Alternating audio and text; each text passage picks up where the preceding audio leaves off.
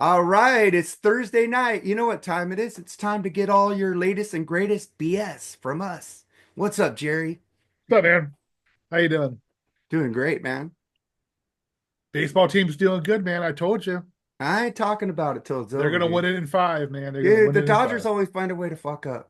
Ask Bill about that. Well, shit, my Reds have been out since basically 1991 Ba- of the playoffs. So, Baseball season's over. I don't. I mean, I'm I'm yeah, I'm pouting right now. So thank You're God like for me, Bill. hockey. My teams get out. I don't care. I just watch to see my who's gonna win. That's about the, it. the Cardinals just aren't out. I mean, they've completely turned into complete trash. I mean, so yeah, it's You it's know, hard you know, it's hard to being watch. a We had a long run here, and it's you know being a Reds fan, I should hate the Cardinals, but I have mad fucking respect for them because I think they're the best run organization in the game. I really do. if no, not anymore, not anymore. Really? But if they trade, get this, if they trade Nolan Arenado, if they were to trade him in the offseason, which is talk that he will, And guess that'll be where the the top? first time since the 1920s that they haven't had a Hall of Fame player on their roster. Wow, that's hard to believe. Because they've been competitive every year since I've basically been alive. I mean, it seems that way. I mean, Well, not in the 90s for a little while. Right at the end with Anheuser-Busch, they were getting pretty bad. That's when Witt came in and bought them. You But know, every trade deadline for the last 6 years, Dodgers are going to get Arenado. Dodgers are going to get Arenado. Reminds me of the Cole Hamels. Dodgers are going to get Cole Hamels. Dodgers, and then they got him, and then he sucked. He couldn't even make it to the season because he tried to come back with us. well, this TV contract is screwing over a lot of these teams, and Yeah. the Cardinals are kind of in the middle of that too with this Bally Sports thing. They were counting on a lot of money, and I think that's the underlying thing here. They've done some crappy things over the last decade too, with the way they've shifted things since La Russa retired to running the team, and it's caught up with them. But then this loss of money is, you know, that's Cleveland just hurt walked them. it off. Huh? Who? Cleveland just walked it off. Really? Yes. Walk off home Nice. run. nah, but I mean, it just seemed to me that they were. I mean, except for the last 2 or 3 years, they were in it every year. It seemed like for the Yeah, Yeah. longest time. I yeah, mean, yeah. They used to draft pitching and sign hitting, which is yeah, the way you should run your team. That's the Then way the they absolutely. Dodgers decided do to it. start drafting hitting and trying to sign pitching. That doesn't work out very well. The Yeah. Dodgers have done it the right way. I mean, Kershaw farm developed, Walker Bueller farm developed. I mean, he's not there anymore.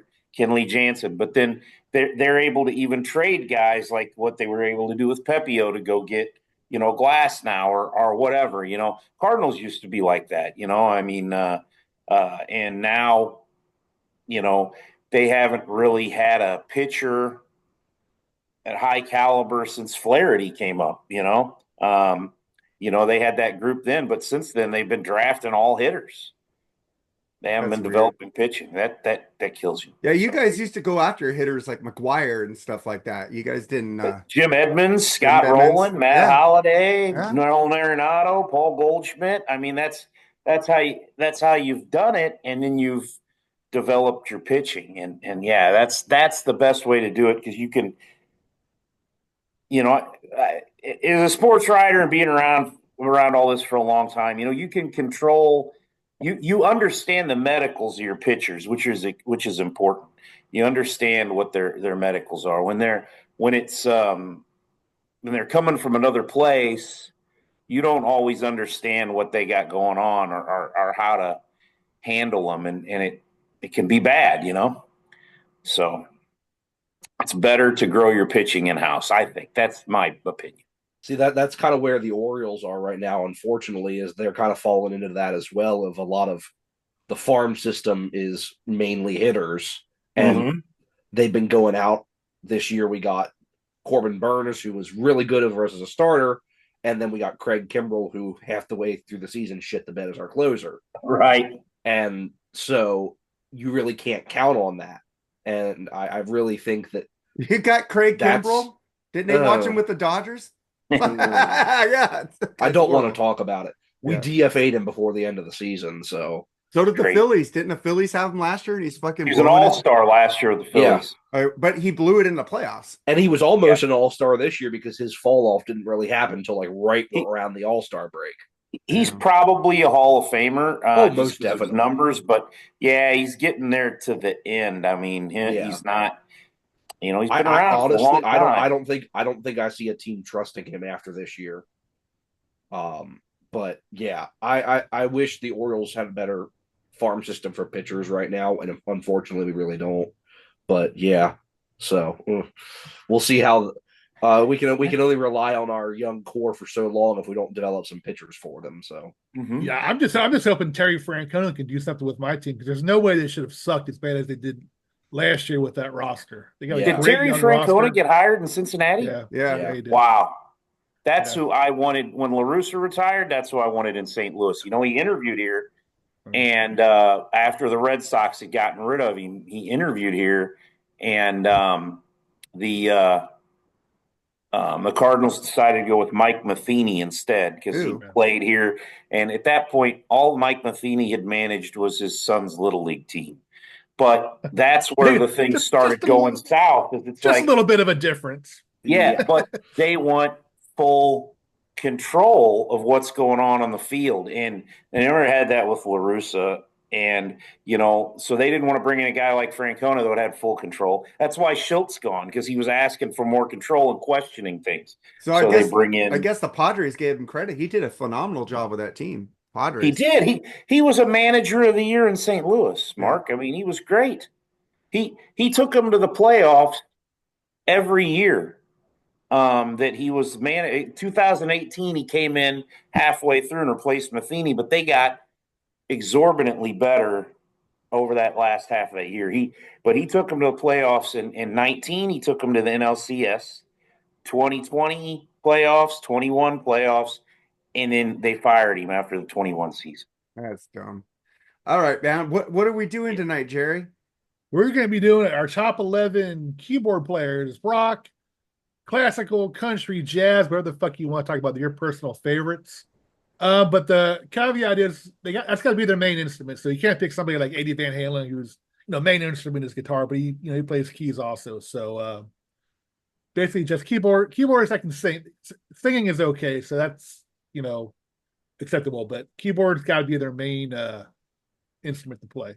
Kind of interesting. I don't think we've ever talked. We don't give much love to keyboard players, so this is kind of a good topic. Anyway, I haven't introduced our guest, by the way. Joseph Staub, how you doing, man? Doing good. Wearing the classic Crue shirt. This is the only Crue that I represent. Right. I agree 100%. And then welcome back, yes, to Bill Roseberry, man. Nice to have you on again, dude. Thanks, man. Yeah, it's been a long time since I've been on. I guess my big claim to fame here is being Metal Mike Tyler's co-host on the Metal Mike Show, but we didn't have a Metal Mike Show there for a while. We're at Cranium Radio now on Friday nights, the same time frame that we had before on that metal station. So we'll be on tomorrow night from 8 p.m. till 1 o'clock Eastern time. So if anybody wants to check us out. And I'm repping, if you can really see it, I'm repping my Black Joe Lewis. I saw Black Joe Lewis and the Honey Bears on Friday night this past week and got to meet him, and so cool. Mike and I had a blast. He was at the Duck Room. If you guys may not be familiar with that is, but that's Chuck Berry's old place that he used to play all the time as he got older. I'd never been to the Duck Room. It's standing room only. It's small.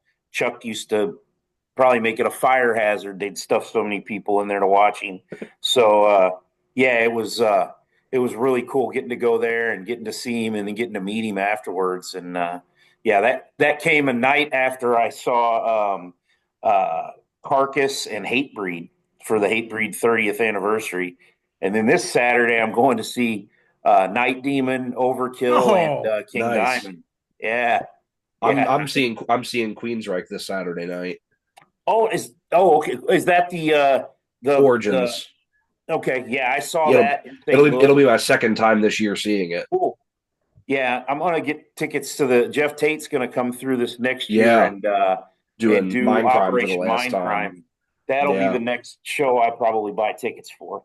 So I'm hoping. I know King Diamond's coming up my way next week, I think, or the week after that. I'm hoping to I've get a never chance seen to him. go. Mike's seen him, and Mike's seen Merciful Fate. Yeah. And then another old that metal station DJ from back when you're on DJ OCD. He's going to be with us too. He goes to a lot of shows with us. Him and I, worked together for years in different jobs. So yeah, he's going with us too. So Nice. I've seen Overkill before. I love him, but Mhm. I was mad that Jason Bittner won't be there. I was like, man, Yeah. that's going to be a difference. But yeah, Night looking forward Demon to that. rules too, so that's a great opener. Yeah. Yeah. I'm sure. sporting my 2015 Who Tour jersey. Cool. Shirt, I mean. Yeah, I lost 22 pounds, and I'm able to fit in some of these old concert shirts now, which is pretty fucking cool. So I'm kind of happy about that. I got a ton of them, and I haven't been able to wear it because I was a fat fuck for a long time. Yeah. I still am a fat feel fuck, you. but I got a long way to go still. But anyway, yeah. Mark's wearing Lost Boys. Yeah, Yep. my girlfriend got me Cool. this. Nice. Me too, amazing. Cool. She bought me that for my Awesome. birthday. And I saw Billy Joel last week. Really fucking great show. Yeah, I last saw Saturday. that. Yeah, I got Was more that videos. with Sting too? No, Was it was Sting just with him. there? No, Oh, it was okay. just him. In St. Louis, Sting was with him too. So Yeah. I didn't know. So Yeah, that's cool. Yeah. Who got- came out on stage? Axl Rose. Wow, Oh, that's And then I put the video up of him doing To Live and Let Die. He actually sounded pretty decent. He wasn't that Yeah. bad. Yeah, He didn't wasn't- sound bad. He didn't sound bad at all. And what's his name? John Mayer came out to play guitar, and Nice. he's a really good guitarist. I just can't stand. yeah. him.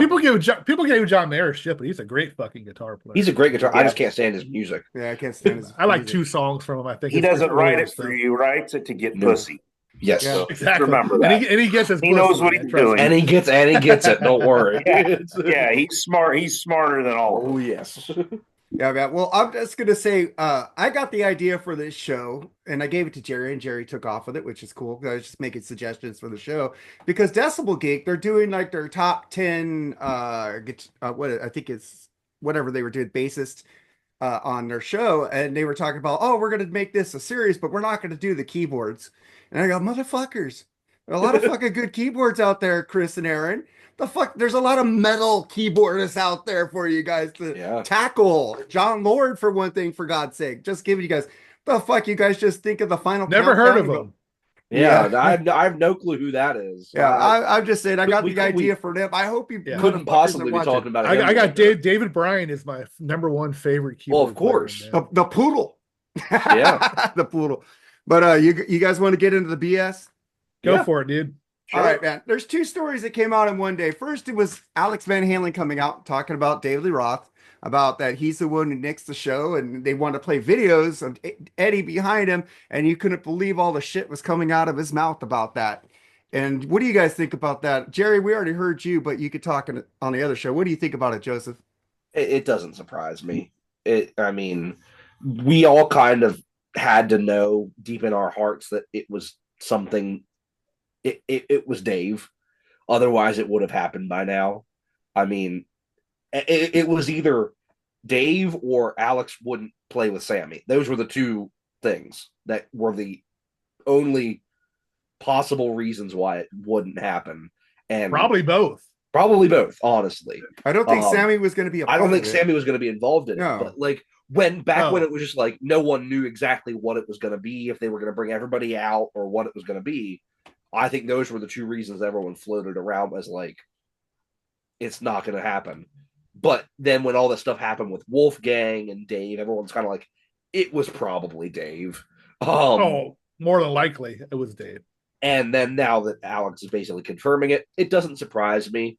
It makes me sad that we didn't get a chance to see a tribute to Eddie because of Dave, especially when, in all honesty, they actually went out on pretty decent. Like they closed their career together. Like the last time that Van Halen toured, it was Dave, and I think that it's really unfortunate that less than 5 years after that last tour, and Eddie dies, and Dave is like if you believe everything Alex is saying, you wouldn't have any reason not to. That Dave is making this whole big deal out of it. And I'm surprised it took it this long for it to become public knowledge, in all honesty. That it's been, what, 4 years? Well, he saved it for the book. Well, no, I mean, like with how much of a big mouth Dave has, Yeah. and like when Dave and Wolfgang were getting into their thing, I can't believe that Wolfie didn't say anything about it. Like when Dave was calling him everything but a white man, that Wolfie didn't say, "Well, fuck you, dude. You're the reason we didn't get to pay tribute to my dad. Like you are the reason that my dad did not get a tribute show." Like I'm surprised that it hadn't come out before now. Yeah. What about you, Bill? Yeah, I mean, it kind of the same thing. It breaks my heart because I love Dave, man. I mean, that was my stuff back in the day. I mean, so I'm younger. I'm obviously older than you, Joseph, but I'm younger than Mark and Jerry. So, you know, I was 8 when 1984 came out. I saved my allowance, birthday money, and all that, and I went and I bought it on cassette tape at my local Target. And so I was stoked because I'd seen, like, I'd see the video for Jump. I didn't have cable either, but we'd go to like Godfather Pizza, and I'd always play the video for Jump and Hot for Teacher and stuff like that. So I listen to that tape all the time, and I'm so glad that I'm just old enough to get that. I don't have a problem with Sammy, but I'm not a Van Hagar fan.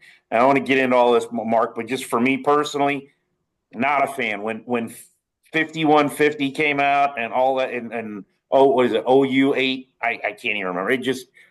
I thought it all fucking sucked, and it was like I'm just so glad that I was able to be old enough to actually see Dave with Van Halen. So this kind of stuff, seeing this, it does break my heart. And I mean, those egos and stuff, though, I mean, behind closed doors, I think that happens a lot with a lot of these guys. And sometimes I'm glad I don't get to meet some of these guys. I've been lucky enough that most of the guys I've met, like meeting Black Joe Lewis. Black Joe Lewis isn't a big time musician. I mean, he probably doesn't have any more money than any of the rest of us do. Maybe a little bit, but he's not rich and famous. He's not David Lee Roth or Eddie Van Halen. I don't know. These guys are just, they get to a point where they're just so freaking big. I don't know. Just egos and stuff are always in the way, I think, at that point. So, What about you, Jerry? Well, I mean, like I said, I've always said this, and I stand by it. I never said David Lee Roth was a nice person. I always thought he was an asshole. But I'd love his time with Van Halen. I can't stand Sammy Hagar era Van Halen. Yeah, it is a shame because I think it's a pretty selfish move on Dave, maybe. But then again, I'm thinking, actually, can you fucking still bring it live? I mean, are you talking about a one-off show or a tour? I think it was like 3 dates or something. I think it was like Okay. kind of like the Taylor Hawkins thing where they did like a show here, a show there kind of thing. Because if it sounded anything like that fucking awful live album they did from The Tokyo Dome. yeah, I mean, holy shit, he was terrible on that album. I'd be embarrassed if I was And that was Dave on 10 that years ago. But Yeah. you know, I'm not surprised by it. Dave's always been that way. He doesn't surprise me anymore. I expect the exact worst from him nowadays. That's what everybody should expect because that's basically what he is. I mean, he's an asshole. Face it. Yeah. I think he is. I don't know him personally, but he comes across as one. So that's all really got I to agree say. with all you guys, but I do like Sammy. I like him a lot better than all three of you guys, I think. So I have no problem. The Sammy and the Dave thing, just let it go, man. Just let people enjoy the Sammy. Let people enjoy David. I enjoy both of them, so I have no problem with it, man. It's I like, like Sammy, and I mean, I like Sammy solo, and I love Montrose, and I love, Excuse me. some of the stuff he's with the circle and everything. I yeah. just didn't really like it. It paled in comparison to David Lee Roth, Van Halen for me. I mean, the Fuck album I had, and I did like that. I listened to that one a lot growing up when I was in high school. But other than that, yeah, I didn't care for any of it. You know, in Sammy's defense, and I've said this before too, it is part Eddie Van Halen's fault, too. Sure, it's more Absolutely. Eddie Van Halen's fault than it is Sammy's Sure. fault. Yeah, Absolutely. Sammy was just there to do whatever Eddie said. Pretty much so, yeah. I'm not blaming Sammy. I don't have a problem with Sammy. It's just, that I just didn't like what they did. It was, Right. way weaker and poppier than what we've had before. I could hear that from you guys, but it's fine. I was like into Sammy before I was into David Lee Roth, so I got into him first with VOA, and then I started listening to old Van. Well, no, I was actually into Van Halen. I had the first tape, but I think I had Sammy Standing Hampton before the first Van Halen album. So I like both of them, and went into Van Halen. I go, cool. I didn't buy it at first. I bought it later during that year that it came out, but I waited. I bought the Scorpion Savage Amusement first at that time, but I do like that album. But let's get into some more BS on here, man. Hey, Jerry, this isn't good news for you, brother. You like chips, man. You like chips, right? You could expect no chips. They eat. You could expect larger servings of Doritos, Tostitos, Ruffles, and Lay's as PepsiCo reacts to consumers' complaints of shrinkflation.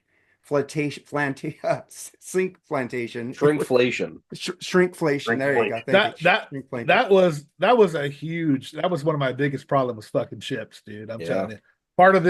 A big part of this is chips, and I've managed to quit them for now anyway. I hope I can be done with them forever. But yeah, I mean, you can tell they've been ripping you off when you buy a bag of chips. It's fucking not even half full sometimes, man.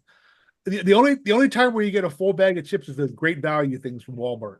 They kind of fill it up almost all the way, but fucking Lay's chips, dude, the fucking ripoff. They cost like $7 for like a party bag now here in Tennessee. Probably more where you're at, Mark. But and I had I had the factory right over here in Rancho where the guy invented the hot Cheetos.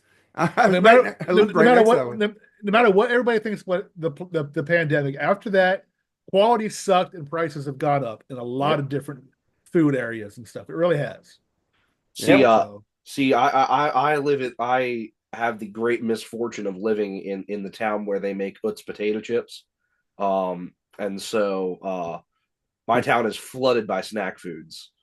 We have lots and lots of snack foods, and that has definitely contributed to this. So yeah. So I was just gonna say, that's cool. I noticed it years ago when used to get the ice creams tubs. They were like 1.75, and all of a sudden they went to 1.5. And you could see the drastic difference because Stater Brothers here used to keep the old size, and all of a sudden they shrunk down to dryers. I go, fuckers. I actually worked at the chip factory one summer, and when we used to pack the little like snack bags of like just plain potato chips, when I'd be packing the boxes full, I'd be like, some of these bags feels like there's nothing in them. Like it literally feels like there's like 2 chips in this bag. I know. And I'm like how is this even like something that you would actively sell to somebody? I know. Chips Ahoy are like like 50% smaller. Big Macs are like 50% smaller. It's like, but they're charging the same price or higher. This is fucked up. Give us, if we're going to charge us the higher prices, we want the old size back, bitches. I agree. Yeah, raise your prices. You don't have to lower your size at the same time. Fucking sucks, man. You have any thoughts about that, Bill? Yeah, I mean, I hadn't heard about that, but I mean, I try and stay away from a lot of that stuff. I know, as you can tell, I'm not the pillar of physical fitness, but I don't eat fast food at all anymore, and I try not to buy a lot of chips and stuff like that myself anyway. But I have noticed when you do buy that stuff that it's definitely gone down. I think fast food quality is total garbage. Big time. Like most of the big time fast food since the pandemic. I mean, Taco Bell, McDonald's, Burger King, Jack in the Box. I just started staying away from all of it because it was just garbage. You could go to Chili's. Some of the newer ones have gotten better, like Culver's or Chick-fil-A, things like that have better quality. But yeah, a lot of that Subway sucks compared to what it used to. Yeah. Yeah, Well, remember especially Subway used to tear out like a part of the bread in the middle, and fill it up with condiments. They barely give you shit nowadays. And when you ask for extra, they're going to charge you $3 or $4. So fucking, it's just ridiculous, man. Well, and especially now that like all these like new restaurants have come in and kind of supplanted Subway. You got like Jersey Mike's and Firehouse Subs and all these Yep. other places. Penn It's kind Station. of like stuff like that. That you see popping up a lot more lately that are kind of taking like, oh, they're what Subway used to be. And now they're taking that over, and you actually at least get your money's worth from a lot of those places, and it's higher quality food. Yeah. Yeah. And part of my thing too, I think with all this is, with me working in local media for as long as I did, I was writing food reviews when I was a journalist, still do. So I go to a lot of mom and pop individually owned restaurants, and I cook at home too when I can too. I do that a lot, or I'm going to a local restaurant. I mean, I got a lot of connections in local restaurants where I'm at from all my years in media and stuff. So I eat it at places that are mom and pop where I know they're cooking fresh food. And Yeah. so I at a local barbecue place today. I mean, after I left the dentist, and yeah, I mean, that's usually where I'm going. So I'm getting better quality food doing that anyway. Which that's like, I live in a very small town, and that's one of the benefits for me of living in a place that has a lot of smaller areas. We have so many mom and pop, especially East Coast, got pizza places all over the place, sub places like that, like hot subs, that sort of stuff, and then like seafood restaurants, all that sort of stuff, that I almost never have to get like fast food or anything like that, because there's so many other options that are so much better with pretty much like at the same price point. And I'd much rather be supporting one of those restaurants. I'm the same way. And giving McDonald's more of my money. For sure. Right. Yeah. Yeah, man. Plus the Big Mac is like 50% smaller. It's higher. The Big Mac is what basically a double cheeseburger at McDonald's used to be. Pretty much, yeah. And now a double cheeseburger looks like tiny. My boss got all excited the other day. He wanted to go get the new chicken Big Mac, and he was like, "Oh, he brought it in." And that's what we got on lunch, and he puts it down, and I'm like, I didn't even know this was a thing. And I just saw it today for the first time. I'm like, it was garbage. They didn't even put a second piece of cheese on the top of it. They just put one piece of cheese on there, and he's like, "This sucks." And I'm like, it's McDonald's. I don't know why you're excited about it, about a frozen sandwich that they heat it up. The craziest thing that I always remember growing up, and this is like not even 10 years ago, is McDoubles being on the dollar menu. Yep. They were chicken $1. Sandwiches too. Chicken sandwiches. You could get a double cheeseburger with only one slice of cheese for $1 at McDonald's. It is $3.50 now for a McDouble. Well, you could get two. You could get two for $3.50 though. Yeah, but you people don't realize that. Yeah, they don't. I do. But like, it's literally like $3.50 for one, or you can say I want the two for $3.50 or whatever. Yeah. Or you just order it in the app. You order two of them and you get the deal. Yeah, that's what. Now, if you order by the app, it seems to be a little cheaper some places. It is. It is. Well, also they have a lot of. They have a lot of like good deals on the app. That's if ever I go to McDonald's, which is very rare these days, I always use the app because you get like percentages off and stuff you get like points. That. I get free coffees. I get lots of things. But where else can I get a 99-cent large ice with diet vanilla in it for 99 cents out of the app, man? So I go there a lot because they're cheap, and I'm single here. Got to pay for a house. So let's get to some obligatory Kiss news. We haven't talked about them in a while. Oh my God, Kiss. Paul Stanley on Kiss Avatar show says it will be like Circus Soleil meets Star Wars and a Kiss concert. Go, Bill, because you're already huffing about it. No, I don't know anything about. I don't know anything about it. I haven't seen any of that. So I have no clue. I don't pay attention. I mean, for me personally, I mean, besides what Mike plays for me, Kiss was done when Peter and Ace left the band when I was a kid. I mean, my aunt was into them, and I thought that was cool. I didn't pay a bit of attention to them in the 80s or the 90s. I I just don't really care. I mean, I love the old stuff, and I've learned to love like Creatures of the Night, and there might be a song here or there, but I just don't pay much of attention to them. I mean, Gene and Paul have been such money whores for so long. I don't really pay attention to it. I try and catch Ace when he's in town. I've seen him. That's the only time I've ever seen a member of Kiss live was I Me saw too. Ace. I've seen Ace 3 times. Never seen Kiss. Wow, you never been to any Kiss shows. Wow. No, I never have. All right, Joseph, any thoughts on Paul's delusion? If the avatars don't look and sound like this, I do not care. There you go. I am tired, and it's sad because Kiss is and will always will be my favorite band, but I'm sick and tired of hearing about it. I don't care anymore. I'm not going to watch it. Most Kiss fans probably aren't going to watch it. Paul Stanley just needs to see his name in the news all the time. He cannot keep his mouth shut about anything. There always has to be something. Just constantly just feeding the same line of bullshit that he always does. Oh, it's going to be this. It's going to be this. I know you guys made a comment earlier in the group chat. Well, they said the same thing about Phantom of the Park. And look what a shit show that was. And that was 50 years ago. Like, it's always the same thing with Kiss. You know what you're going to get. They're just like Bill was saying. I mean, they are what they are. They've been what they've been. They're going to be what they're going to be. It's not going to get any better. And I'm in the just beginning they sick and tired of hearing set about it. trends. In the beginning they set trends. Then they started since they took the makeup off and did all that. They've been following trends ever since. Yep. They quit setting them and started following them. And Yeah, any thoughts on Paul Stanley's delusion, Jerry?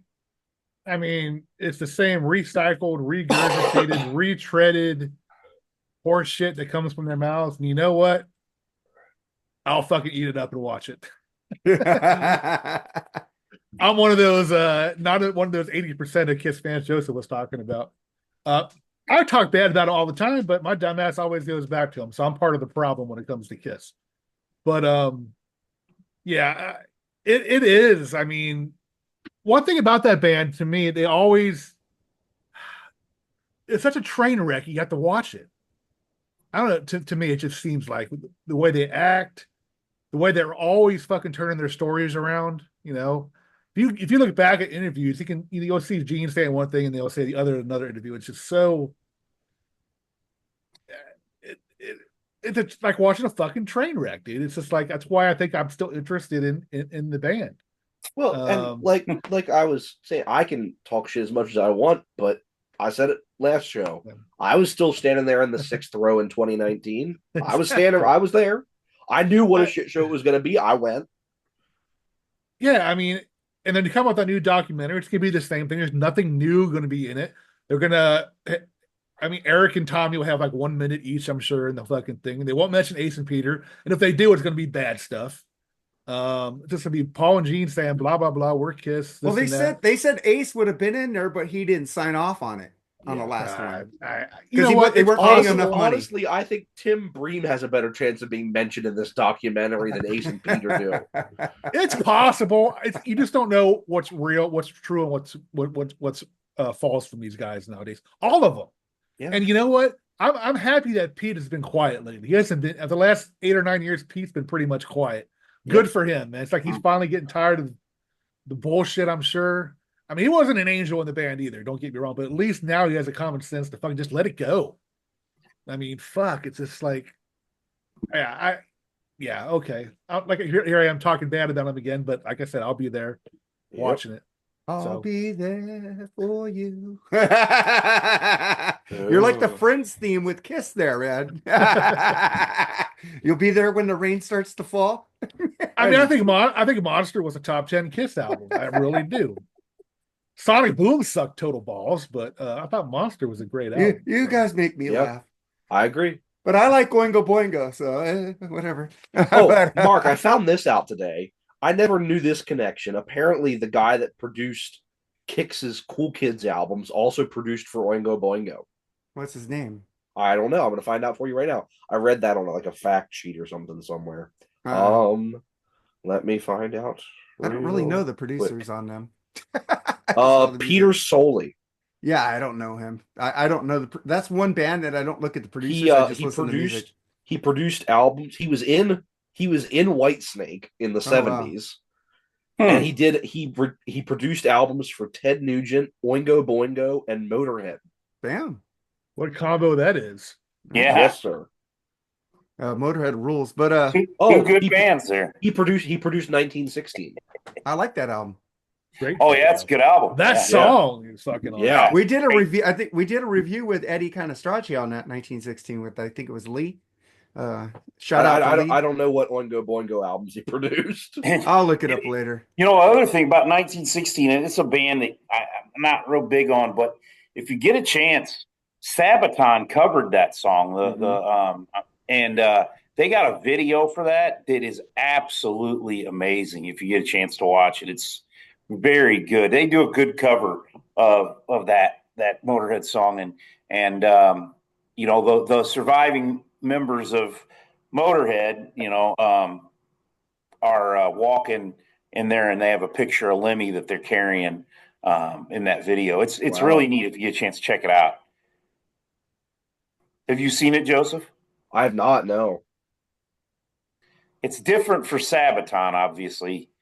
Yeah, they're pretty missed for me more than hit for sure. They're opening up for Judas Priest, and it turned me off. I didn't even look into tickets when I saw who was opening. Yeah, I saw them there, man, and people were fired up.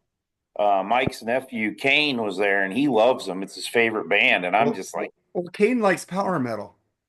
Yeah, I mean, I like some power metal too, I'm but just saying. no, I'm not a fan of. Well, he's a real nerd on power metal. It's like I'm listening to him on Mike's show, and I go, "Oh God, Kane, no." Yeah.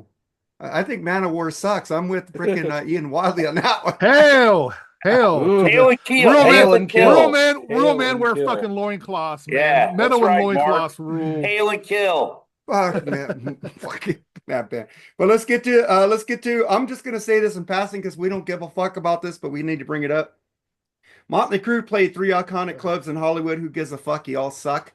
All right, we're done with the Mötley Crüe. I'm sure it didn't sound like this. No, it didn't. I'm just going over that. Using the backing tracks from this tour. And John 5 is an idiot if he doesn't know why Rob Zombie doesn't talk to him anymore. He's pissed at him. So well, yeah. And hey, I mean, Rob Zombie's not hurting for anything right now. He's doing his own thing. I've lost all respect for John 5 since he thinks the music they're making is good. Your solo shit's great, dude. This shit is fucking. If you ever notice, John 5 never says a bad thing. He never says boo to a goose. Yeah, he's nice about everything he ever says.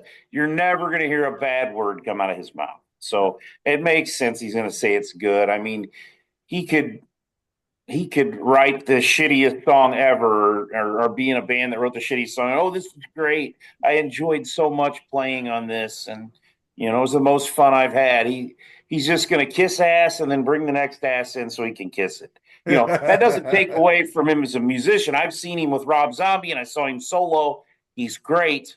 I think he's very talented. I'm not saying that, but he's just not ever going to say anything controversial. Yeah, that's how you stop, you know, long fucking drawn out arguments back and forth. You just say something like John 5 said, and just it ends it right there. You know what I mean? Yeah, so, yeah. And which honestly, that's why Mötley Crüe brought him in, because he's not gonna be trouble. No, hey, John Corabi doesn't say shit about Mötley Crüe. He should. I know, but I'm just saying, at this point in their career, they brought him in because he's a reliable guitar player that can contribute to whatever crap they're doing, and he's not going to say shit about it. And he's just going to go out there and be a good boy and do his job. He's a company man. Yeah. He's like a guy from the 1950s. He's good for the company. Yep. Not going to fucking cause waves. He hasn't said shit about David Lee Roth, even though that we all kind of know that didn't end well. Yeah. I mean, he's never said shit about anybody, and he's not gonna, and it's not gonna start now. And I don't know what could, other than like, I mean, yeah, that's what everyone expected him to say. Yeah. I mean, I'm sure Rob Zombie probably feels differently about it, and I'm surprised he hasn't said anything. But I mean, when you come out and say shit bad about John Five and who's never said anything bad about anybody, then of course you're immediately the villain. So I'm not surprised that he hasn't said anything about it. And of course, I mean, Rob Zombie's out still selling out arenas with a band that doesn't include John Five anymore, in which honestly, I wish they brought Tempesta back on drums, and I'd love to see that original Hellbilly Deluxe lineup again together because it's 3/4 of it. I'd like to see him get back together with White Zombie. That's my favorite stuff. I would love to I see mean, White Zombie get back together. That's Sean never and gonna happen, Jay but and all I that. don't think it's know. ever. That's happen. never going to happen. The closest you're going to get is bringing like the Hellbilly Deluxe lineup together. Yeah. Get Tempesta back in the band because it's right now it's Rob, it's Mike, and it's Blasco, so it's 3 of the 4. Yeah. All right, man. So then let's get to one last story here. Let's see. Let's get some Slayer news. Kerry King would like Dwayne "The Rock" Johnson to play him in a movie. I just want to say one thing. Who's gonna make a movie with fucking about Kerry King or about Slayer? I don't think there will be a movie about that No. band. Be a movie same about people- Metallica. Metallica has more drama. The same people that came up with the idea of doing a movie about Dawkins. It's like, really? Yeah. Or They're doing a movie about Dawkins? Seriously? Are they that well known to do a movie? No, I mean, not at all. there's an Eddie You know, Trunk I documentary honestly- coming out. Honestly, it's Slayer would be a more I think well-known band to do a if movie about. Kerry than King wants Dawkins. the For rock, sure. the Rock to play him. Shit, he compares himself. Which I look like the fucking Rock. Fuck. Kerry The King Rock would certainly have to wear a doesn't. wig and it looked No. weird. In the beginning, he had hair. I mean, yeah, I was gonna say back when Kerry King was in shape, he had hair. Yeah, Now he he's had hair. not and doesn't. Right. And the Rock's Yeah, not sure. the Rock's not going to play a fat guy with a big beard. Oh my god, I've been playing Slayer on that metalstation.com for the freaking Halloween shit. I'm just You playing it. have been. yes. I hate them, and I'm just sitting there taking the headphones off. Oh, fucking over yet. Fuck it. I like the new Kerry King project because do it's too. got Mark Asquedo singing from Yeah. Death Angel, and Death I Angel. love it. Which honestly, I I'm going to be so cannot- pissed Huh? if that project breaks up Death Angel. I'm going to be so pissed. Me too. For sure. I mean, because that would suck. But I mean, I can't stand Tom Araya's voice Yeah, it's at horrible. all, and it just grates on me. And I can't. There's only a couple Slayer songs that I like at all. But you put Mark with Carrie, and you get Phil Dimmel, and you got Bo Staff. I mean, that lineup that's cool. I like that. So I mean, it's I for do me, like it's- Death Angel, and I did Tom. like the Kerry King song, so that was pretty good. It's the singing, like you said, from Tom. Tom just takes me away from that band. It's for just me. like, Yeah, I just that's can't do for it. me. That's I'm what telling I you. love it. A Slayer concert is a fucking life experience. It man, is. I'm telling you, dude. It is. Well, nobody's listening to him sing. They're listening to the background music. And That's I've nothing never to do- been to a Slayer show either. In death metal or thrash metal, whatever you want to fucking call it, nobody fucking screams like Tom Araya, dude. No. I'm sorry. I love his voice. I think Yeah. for his music, it fits, man. It does. Yeah. I mean, he's not gonna be singing Air Supply, but that actually Right. kind of funny to listen Like to. but- I think those first 5 Slayer albums are just untouchable. Oh, I do too. But I'm very happy that I got to see them on their farewell tour. Yeah. That is now no longer a farewell tour. Well, they're only Not playing to shows. They Yeah, pulled a bands, Kiss. they They pulled a should never Kiss. say it's a farewell tour. They They're should not just maybe do right. this They're may not- be a farewell tour. We're not sure yet. That's what they Yeah, should Yeah, do. but you Yeah. got to respect them. They're not doing a Motley Crue full-on world tour. No. Well, not Yeah. yet. Not yet. Not yet.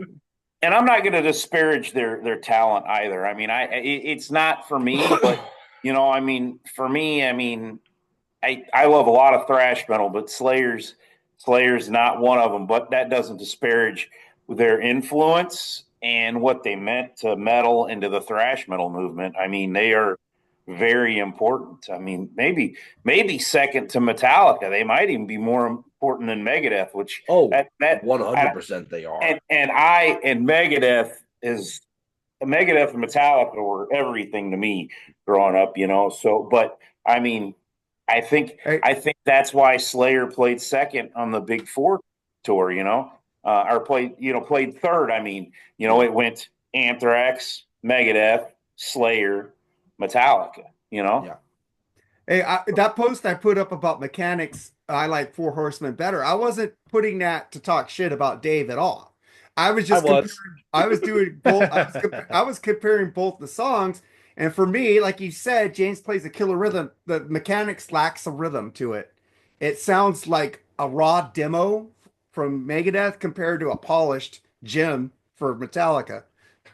That's See, just my opinion. that album was raw, and it Yeah. was not probably not didn't have great production on it, but it was raw and it was fast and it was brutal for the time because Dave was fucking pissed. You know, I mean, he was pissed.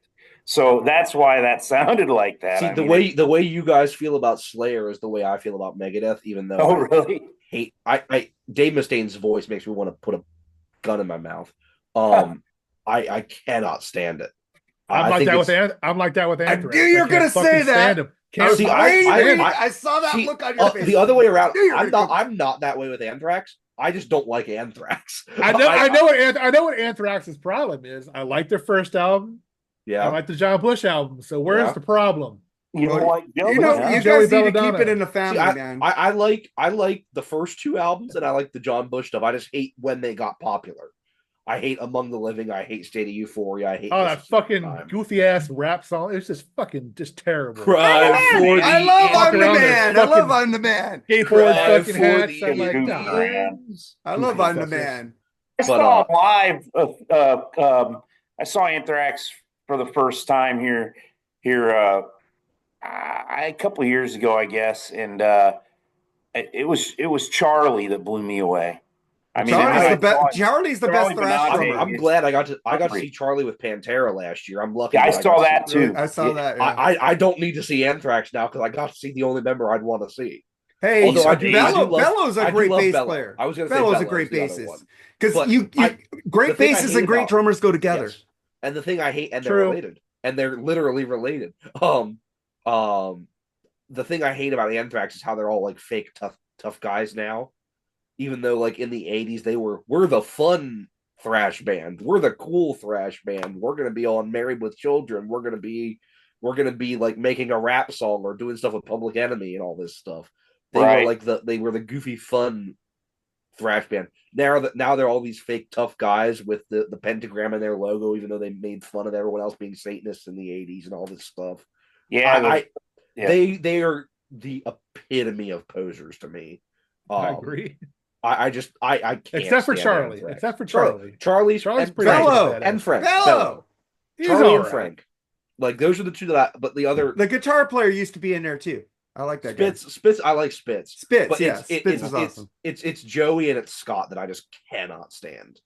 And Scott Ian just comes off as such a fake person to me. But Joey Belladonna is very real. You just don't like his voice. I just don't like his voice. Yeah. he's Why not did a dick. everybody praise him for doing that Journey thing? I think he sounded I like thought he total sucked. shit. I thought he did Everybody's not like have he the was voice awesome. for I'm it. like, But yeah, no, with the way you guys feel about Slayer is the way I feel about Megadeth. If Megadeth was just complete instrumentals, or if they had a better singer, I'd love Megadeth a lot more.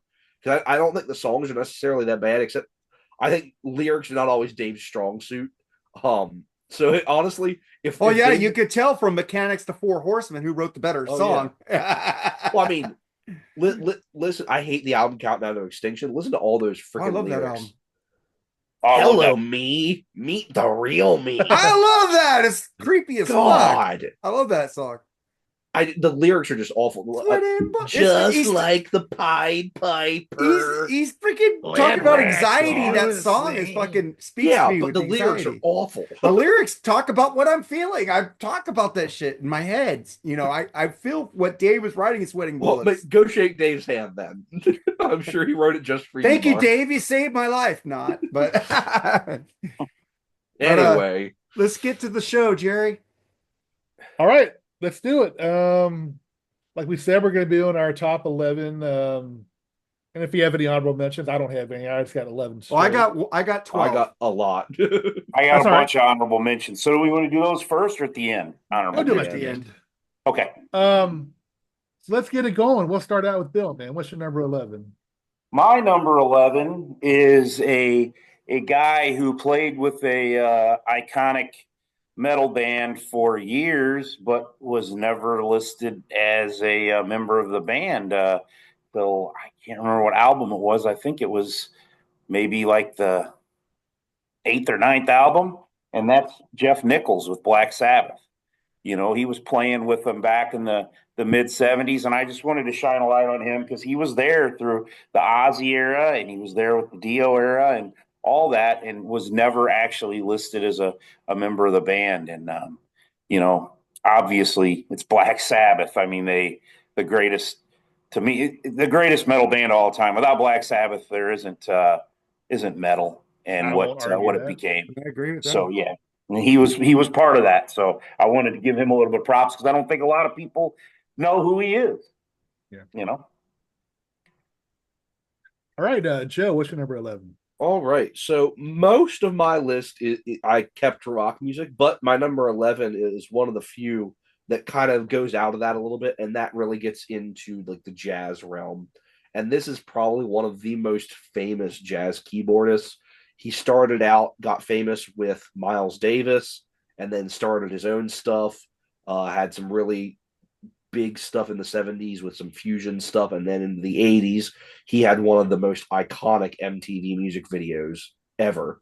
And that is Herbie Hancock. Yeah, nice one. With, Rocket. Rocket in the 80s. And he had Headhunters in the 70s, a fusion project that he had. And then he was a part of a lot of that really kind of classic Miles Davis stuff when Miles was really just lighting everything up and just really being inventive.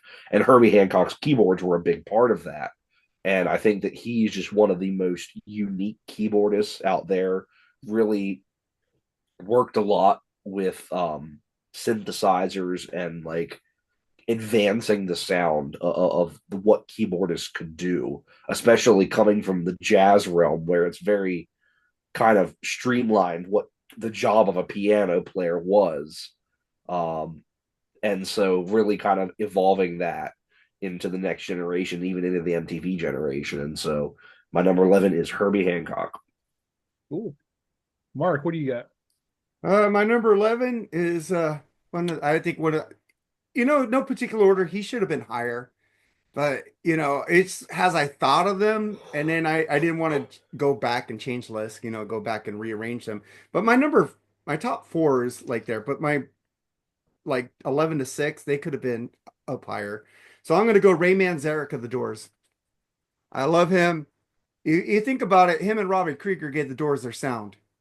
Without that him playing fucking the bass chords on a fucking keyboard, there would be no fucking Doors, and he fucking every member of that band, take one away, like Bonham from Led Zeppelin, they aren't that band anymore. So they tried to get without Jim, but that didn't work out too didn't well. work. So I pick Ray Manzarek. Yeah, he's a lot higher on my list. Good yeah, pick. He's on my list too. Yeah. My number 11 is a very unheralded member of the Heartbreakers and Benmont Tench. Oh, good one. Fuck, I forgot it. Incredible fucking keyboard. Listen to his stuff, man. Like, Don't Do Me Like That. Refugee. Breakdown. Awesome. Yeah. You Got Lucky. I mean, just loaded with great.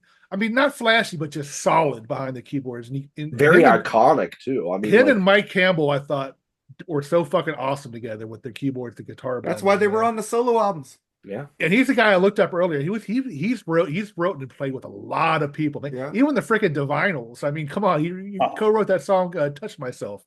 I mean, he's been everywhere. That's the guy I was talking about, who I said is very talented dude and a very inherited member with that band. I mean, he was with them from the beginning to the end, man. Dude, I appreciate him so much, and I'm so happy you picked him because he wasn't on my list. He should have been on my list. That's a great pick, Jerry. He made my honorable mentions. There are so many great keyboardists out there. It's hard to put knock them down to 11. We do 11 because of Spinal Tap. Everybody else does top 10, but we take it to 11. But great pick, Jerry. Yeah, great pick, Jerry. I'm not looking for flash. I'm looking about how it sounded in the that's how it blended with the other bands. Me too. But yeah, without a doubt, he should be on at least honorable mention list, in my opinion. Just that's how I see it. But anyway, well, he isn't now. I just picked him on honorable mention. There you go. There you go. Number 10, Bill.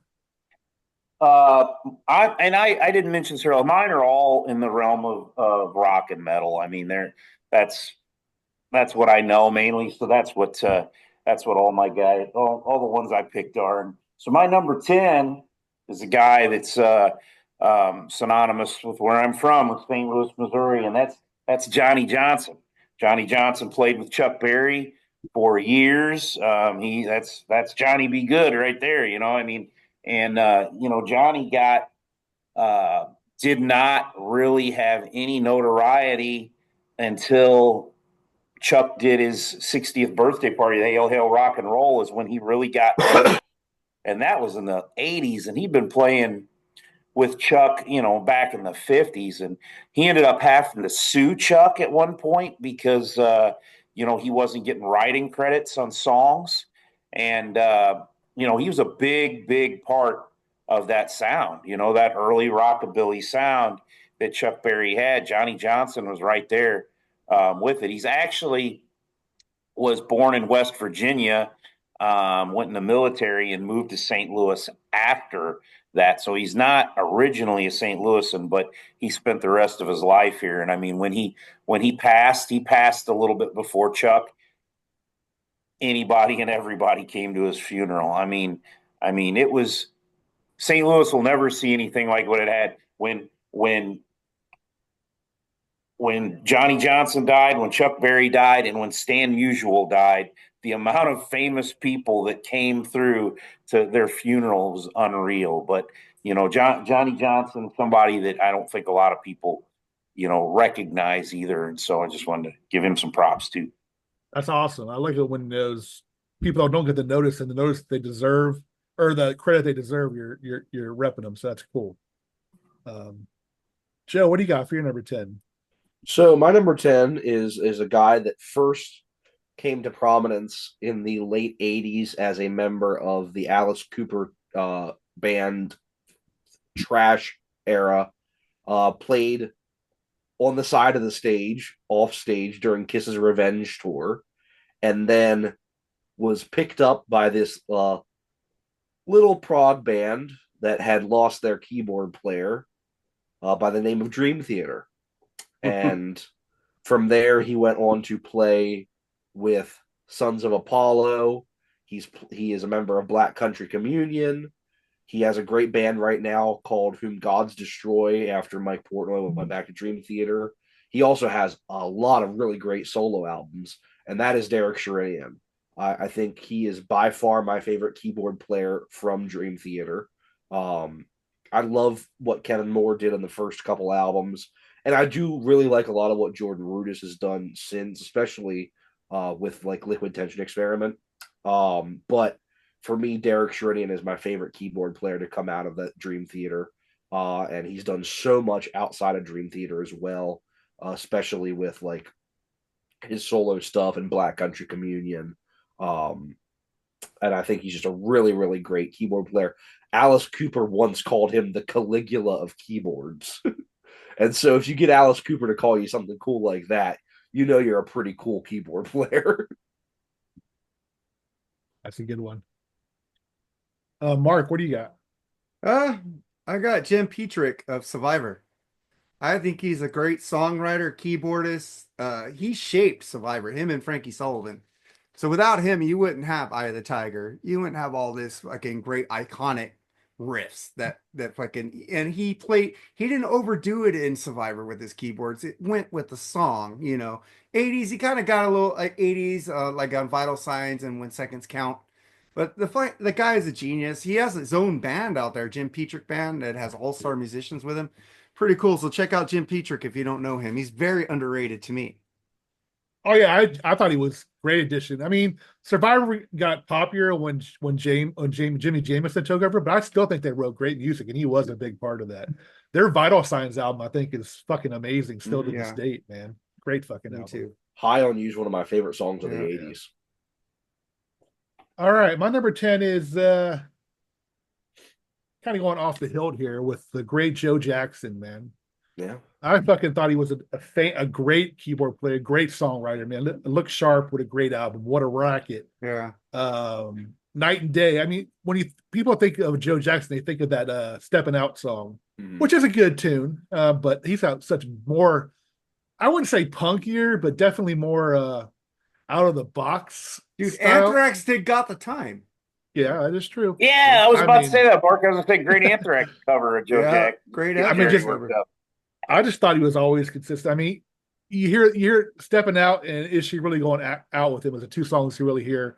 But he's got so much better stuff than that. He's got, I mean, his playing on fucking "Look Sharp" is amazing, dude.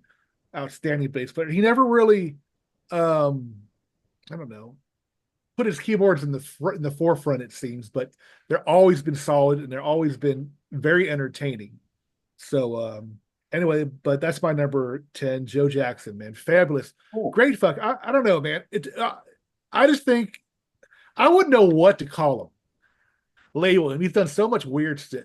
He'll do punky stuff, he'll do pop stuff. I guess whatever the flavor is in his head when he writes, I guess. I don't know. But I think he's a fabulous musician, and I think he deserves more props than he gets, especially nowadays. One of the I thought he was a great songwriter. But anyway, I'll shut up about Joe Jackson. We'll go to number 9. What do you got, Bill? Another guy was kind of a session musician and a little underrated. I think he's a little more well known, now. But that's Billy Preston. He played with the Beatles. Yeah.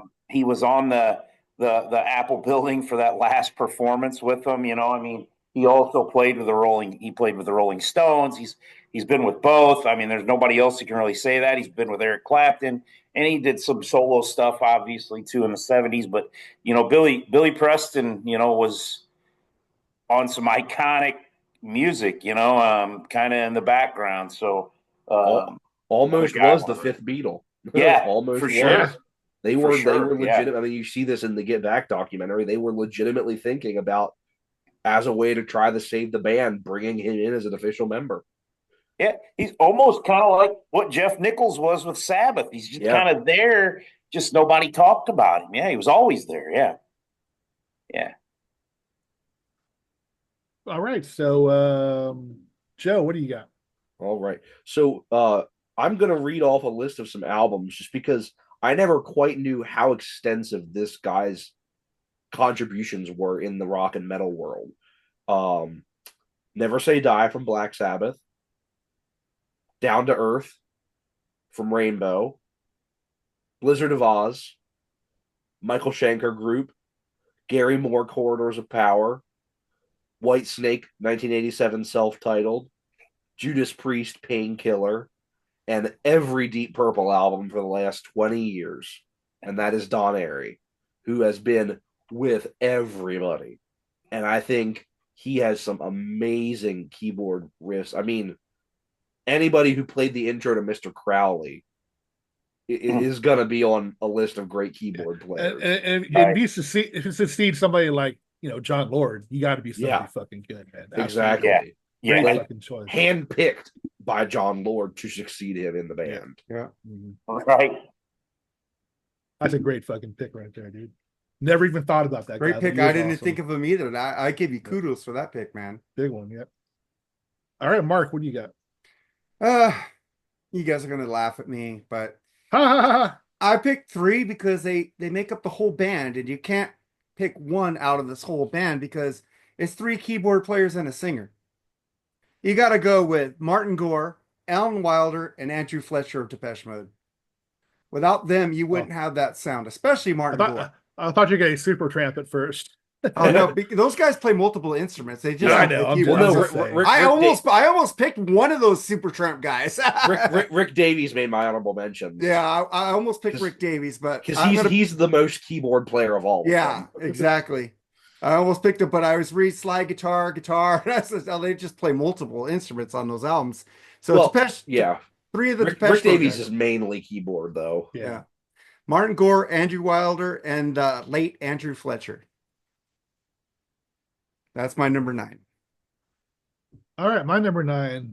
What is my number 9? Oh, my number 9 is, again, another guy who makes solid contributions for the band since the beginning of them.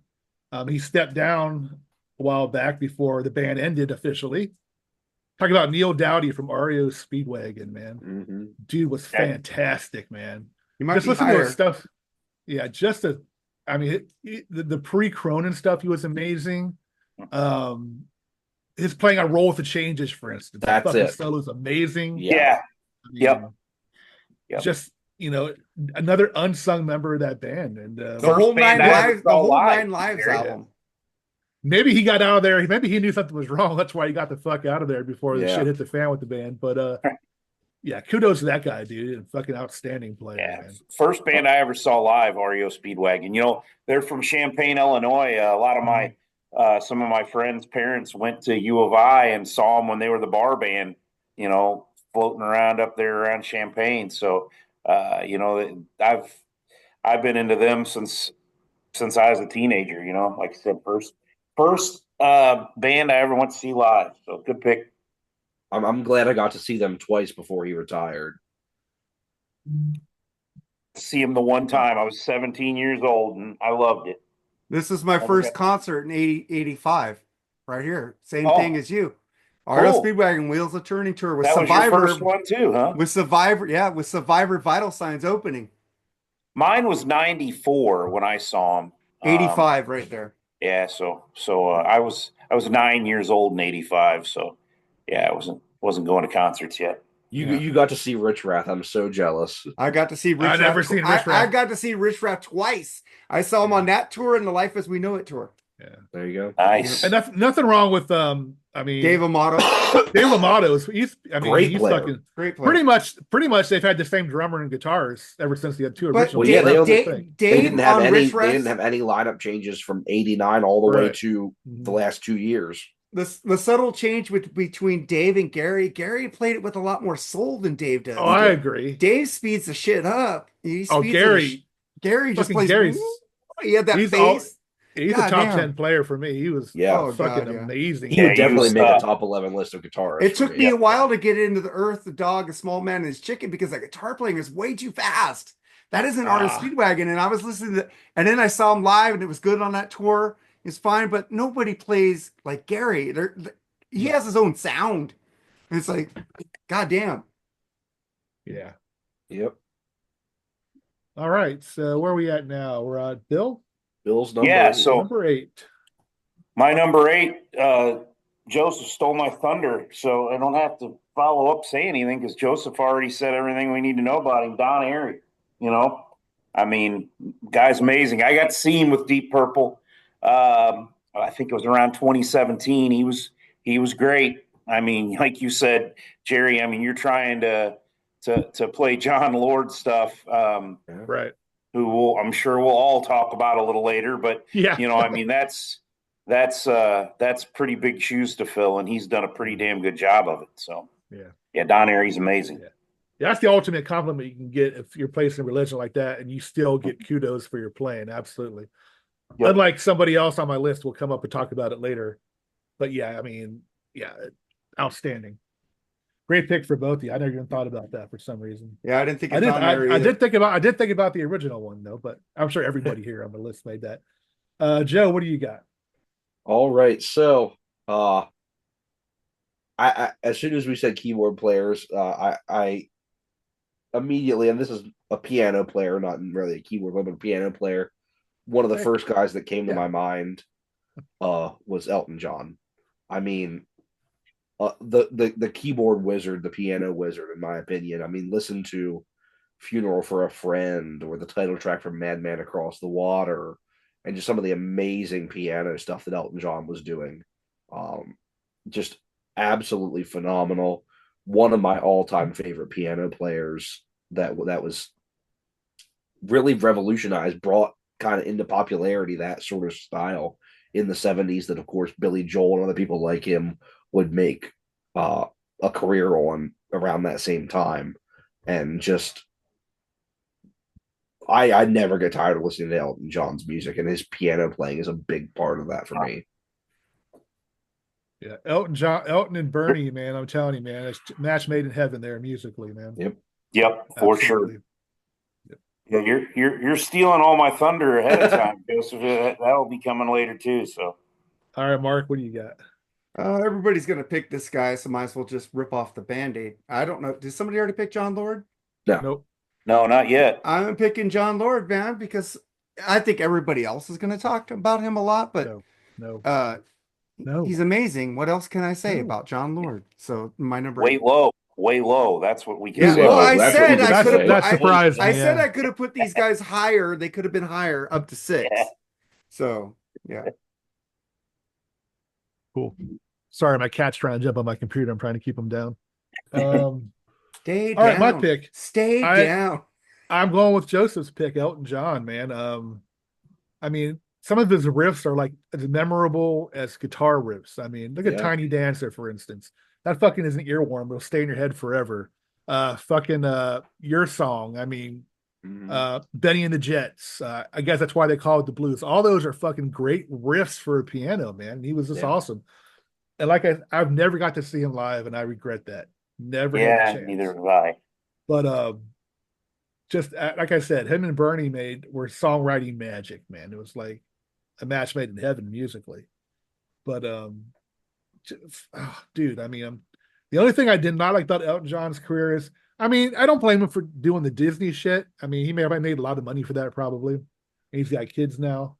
But the only thing I did not like Elton John was the fucking movie. The movie was so fucking bad, dude. Yeah.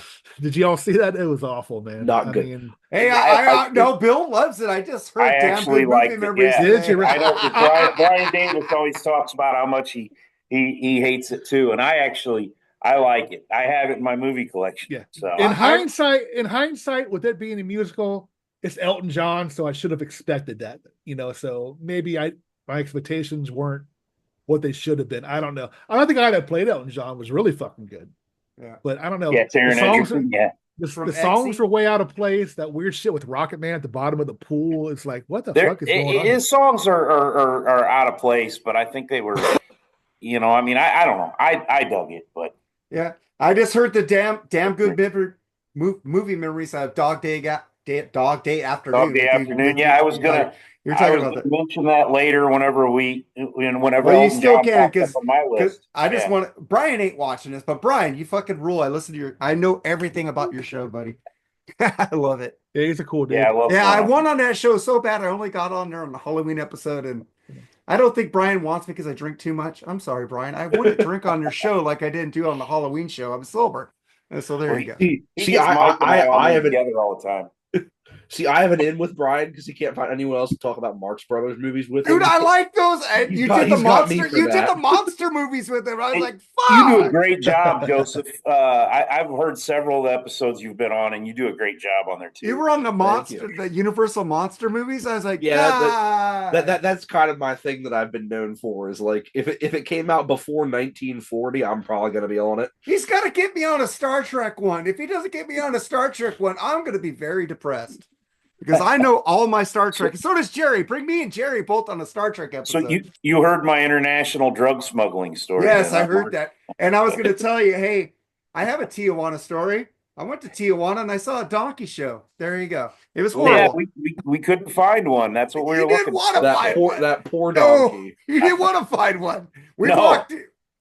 My buddy said that saw one over on the Texas side. He said, "You're lucky you didn't see that." No, you're lucky, dude. I was the first one to walk in. The taxi cab driver took us there in Tijuana. I walked in. I saw under the donkey. I run out. Don't go in there. They went in there, and the taxi cab driver laughed and ran out. We had to walk back to downtown Tijuana. It's horrible. Oh God!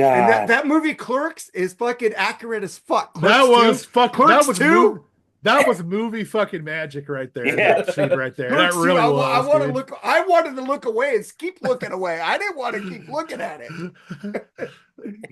Fuck, Oh, man, God. that Well, was- that's my buddy John wanted to find a donkey show, but we ended up finding a dime bag instead. And yeah, I heard that. That was amazing. I don't want to ruin it. I want to keep that for damn good movie memories. Dog Day Afternoon episode with Brian Davis. Check it out wherever you get your podcast at. All right, so we're at Bill. You're number 7. Yeah, my number 7 is a guy that kind of had to reinvent his band because of a death in the first version of it, and that's Greg Allman. You had the Allman Brothers in the 70s. Dwayne Allman, amazing guitarist. Unfortunately, he was only 24 years old when he died. Yep. Was hit by a semi truck while he's on his motorcycle. He didn't die right away. He suffered in the hospital for several days. And Greg obviously was devastated. And the Allman Brothers kind of disappeared for a while. And then he gets a guy named Warren Hayes, and Warren Haynes, and they come back and they do the 80s stuff with the Allman Brothers and really reinvent themselves. And Greg was singing, and he was playing keyboards and things like that for him with those guitars. That great Southern rock and blues rock band. Love the Allman. His solo album, "I'm No Angel," is really good too. Yeah, Greg's. Greg's great. So I thought they're all dead, gone now, aren't they? Except for the drummer. The drummer's still alive. Yeah. I did though, right? Never saw any of them, but I did have the pleasure of seeing Government Mule a couple of years ago. And if you haven't ever seen them live, Government Mule rules. Unbelievable. So talented. And then you got their sons, Teledexy Trucks doing shit. Yeah. That's pretty good stuff, man. Yeah. They're really good too. So, but Greg Allman was a legend, and so had to get him on there. Yeah. Another great fucking pick. I'm gonna put Brian Davis in the notes so the fucker watches this. All right, Joe, what do you got for number 7, man? All right, so my number 7 is a band that you really don't think of the Keyboardists too often because, my God, they had 3 damn guitar players in the band. Leonard Skinner, Billy Powell. I have that album. I mean, my dog tore the cover up though. So many Leonard Skinner songs have iconic piano and keyboard parts Tuesday's in them. Gone, for instance. That fucking piano in that song is that you never really think. Even Freebird has piano and stuff in it that you never really think about, and because you just think of Rossington and Collins and King on guitars, and you never really think about, oh yeah, there's amazing keyboard stuff going on in the back there, like What's Your Name, That Smell, Give Me 3 Steps, all that stuff has these amazing like Southern rock keyboard riffs going on in the background that you hear them and they're instantly iconic, but you kind of forget about them being there because the guitars were really front and center with a lot of that music. But Billy Powell, one of the most important members, in my opinion, of Leonard Skinner. He was, aside from Gary Rossington, he was the second longest serving member of the band into the early 2000s when he passed away. And he was a really cool story that I was reading about him. He was the only member of the band that was able to attend the funerals of the people who died in the plane crash because he had received the least injuries in the plane crash. He was the only one that had been released from the hospital in time to attend the funerals. Yeah, I'm still amazed how 20-something people were able to walk away from that fucking crash, man. I know. Man. I'm still amazed how they flew that plane when Aerosmith said, "Fuck that plane." Yeah. Well, and you listen to some of the stories, some of them almost didn't walk away from that plane crash. I mean, you hear the story about Artemis Pyle that went to go get help. One of my dad's friends, he's really good friends with the band Nazareth, and he went up to New York probably 10 or so years ago to see Nazareth at the BB King, and Artemis Pyle was opening up for Nazareth, and after he was playing, he went and sat and talked with my dad's friend for a while and was telling him the story about walking into the barn and the guy shooting at him thinking he was some crazy drunk redneck. I know. You just get in a plane crash, you're looking for help, and then you got some fucker shooting at you. It's like he got shot right in the shoulder. Like, he actually got hit? I don't remember that. Yeah. We did a show about that. I don't remember if I said he got hit or not. I can't remember. Yeah, I think he did, Jerry. Yeah, he got 3 shots down, by the way. He got shot Cool. He got shot in the shoulder because he didn't have that many injuries from the plane crash itself, and that's why he was the one that was able to get up and try to go get help. And he's stumbling in. I'm sure he was all bloody and everything. Stumbling on this guy's property, shoots him right in the shoulder. Right. And so he got more injuries from that than from the actual plane crash itself. Right. All right. Mookie Betts, bitches, 2-run home run. Yeah, I think you guys have this, Mark. Yeah, I Just think had it's to pretty say much it. over. I thought I picked the Dodgers in 5, so I'm not surprised by it. I never pick my team, you know that. Somebody asked me at work, "Are you excited to watch the Dodgers play tonight yesterday?" And I go, "If you're a real fan, you're never excited, you're always nervous." Yeah, I mean, the Mets were a good team this year, but they definitely overachieved, man. So, in my opinion, But as a fan, you're never excited, you're always nervous. true. It's like sometimes when your team gets knocked out of the season, you're going, "Oh God, I could relax now." It's like I'm not nervous anymore. This is awesome. That was me with the Orioles this year. Yeah. I knew they stood no chance. So I'm just like, just get them out now. That's what's good about being a Reds fan. You can just start. The disappointment starts around the All-Star break. So Hey, you gotta. I think you guys are gonna turn it around next year. Seriously, I hope so because they got the talent. They really do. They should. I mean, they had a lot of injuries, but they still had enough. I think, in my opinion, to compete. They need at more least for a wild pitching card. too. Yeah. The Reds do. They got great arms though in the system. So we're gonna see how that works out. It's my pick, right? Or it's your pick? Hey, okay, wow, okay. Sorry, I'm trying to do 3 things here at once. Wait, no, my next Mark didn't go. Mark hasn't gone Oh, yet. I haven't went yet. Oh, okay. Well, I just saw him last Saturday. Billy Joel, the piano man himself. My God, this guy could be number one. All these people from like 7 on could be number one. Just you had to put them in a particular order. I love Billy Joel. Great show. The guy could still sing. And it's like he was up there going, you know what? I recorded this song in the 80s and I'm going, God, why did that go so high? Blah, blah, blah. He says, you know what? Fuck it. So he did An Innocent Man and he sounded amazing singing it. Yeah. And it's like, God dang, he hit that note. And it's like, fucking A. There's some people like Paul Stanley that can't hit any notes. But that was amazing. Billy Joel still got it. If you get a chance to see him, go see him. He's pretty old, but he brought his daughter up to sing Big Shot, like a 7-year-old daughter. I didn't like that as much.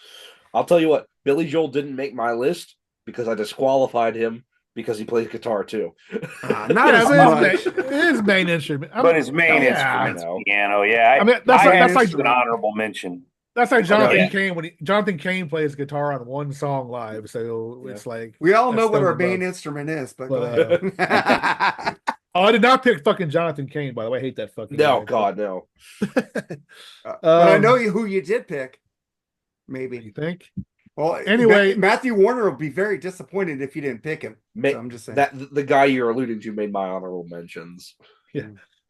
The next pick is, I think, is my favorite member of the band. Everybody thinks Lindsay and Stevie are the 2 best, but I've always been a huge Christine McVie fan.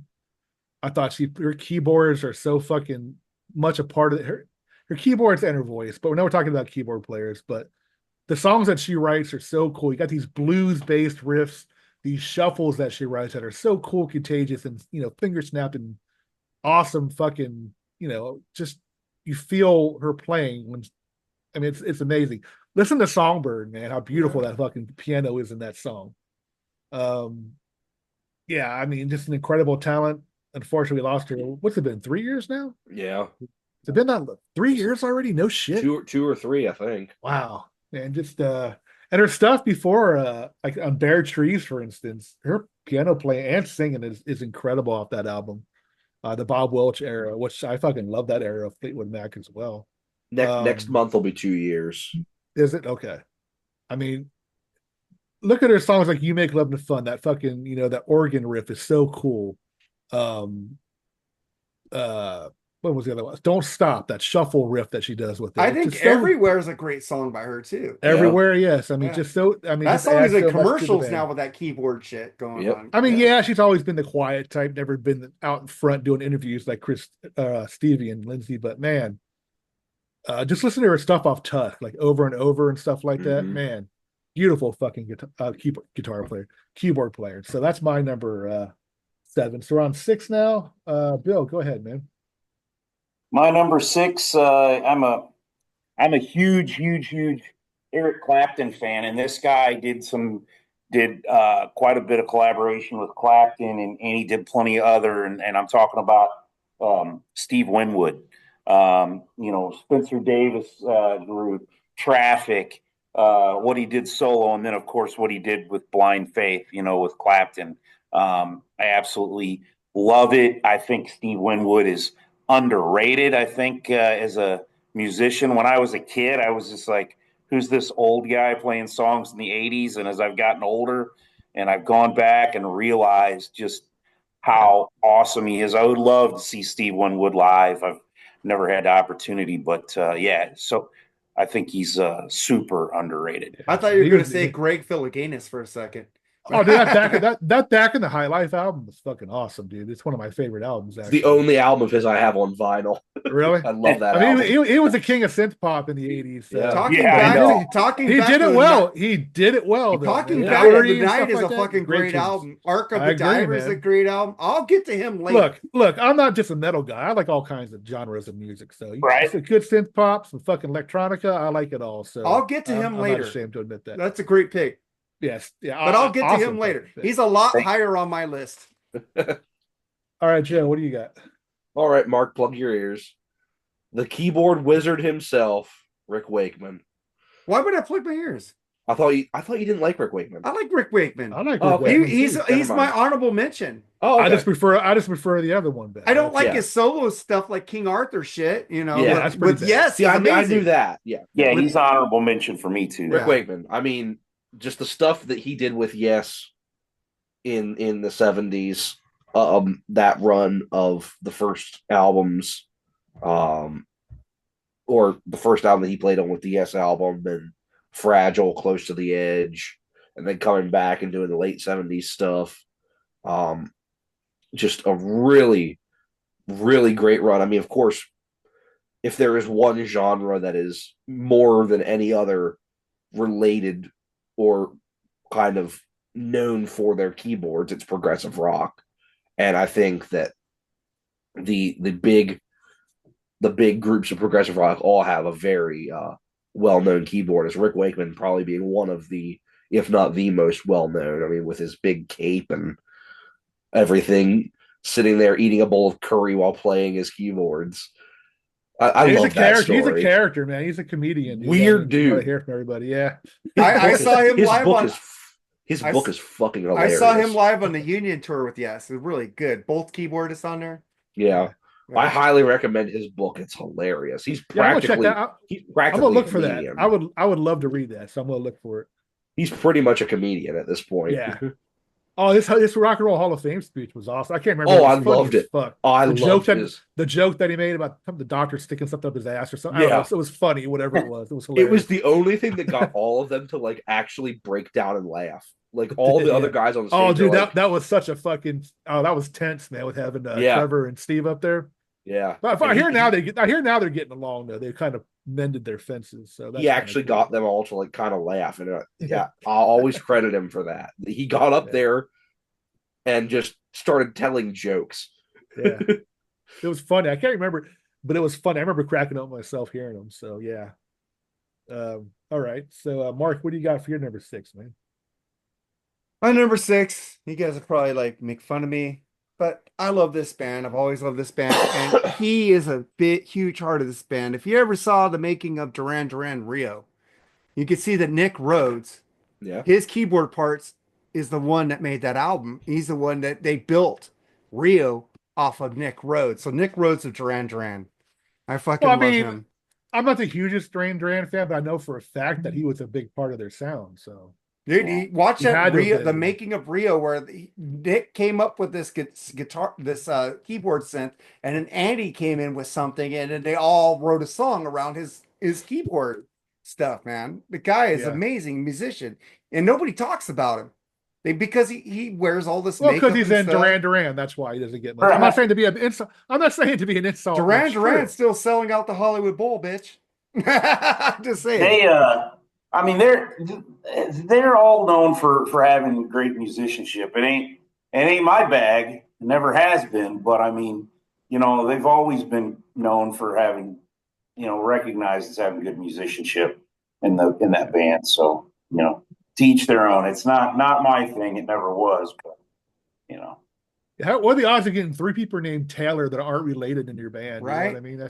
I thought they were all brothers at first. They're not. That blew my Roger, mind when I found Andy, that. and John. Yep. And Mark Alden. I wish I was in that band. I want to be here right now. I'd be making the money. And the other Roger from Queen. Yeah. Oh dang! There's a lot of Taylors in England. Yep. There you go. Very popular last name. Yeah. All right. You mentioned him earlier. Was it Joseph? I think you mentioned Billy Joel, right? I mentioned Billy Joel. Oh, whoever mentioned Billy Joel, yeah, fan-fucking-tastic player, dude. I've only seen him once in concert, but I remember it being fucking. He was just up there on that piano doing Jerry Lee Lewis shit, man. He was a lot younger back then, so he probably doesn't do that anymore. But man, he was just such a great showman and a talent. He'd flip from the piano to like the electric piano and just jam. I mean, he was incredible. And of course, every one of his songs basically has keyboards in it because he's a keyboard player. I mean, Piano Man. I mean, look at that song, for instance. What a great piano riff that is. I mean, The Entertainer.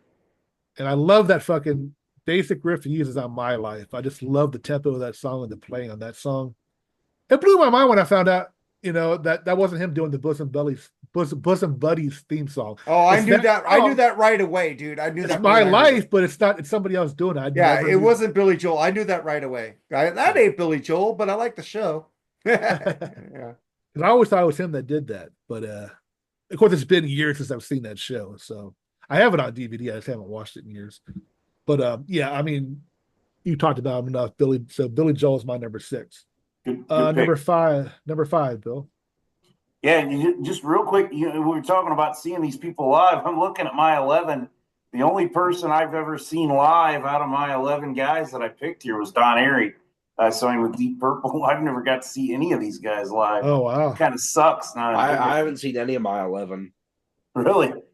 So, I've seen a lot of. I've seen a lot of my 11. So my number 5 is Stevie Wonder. So I mean, obviously this guy was classic R&B and Motown. He was funk.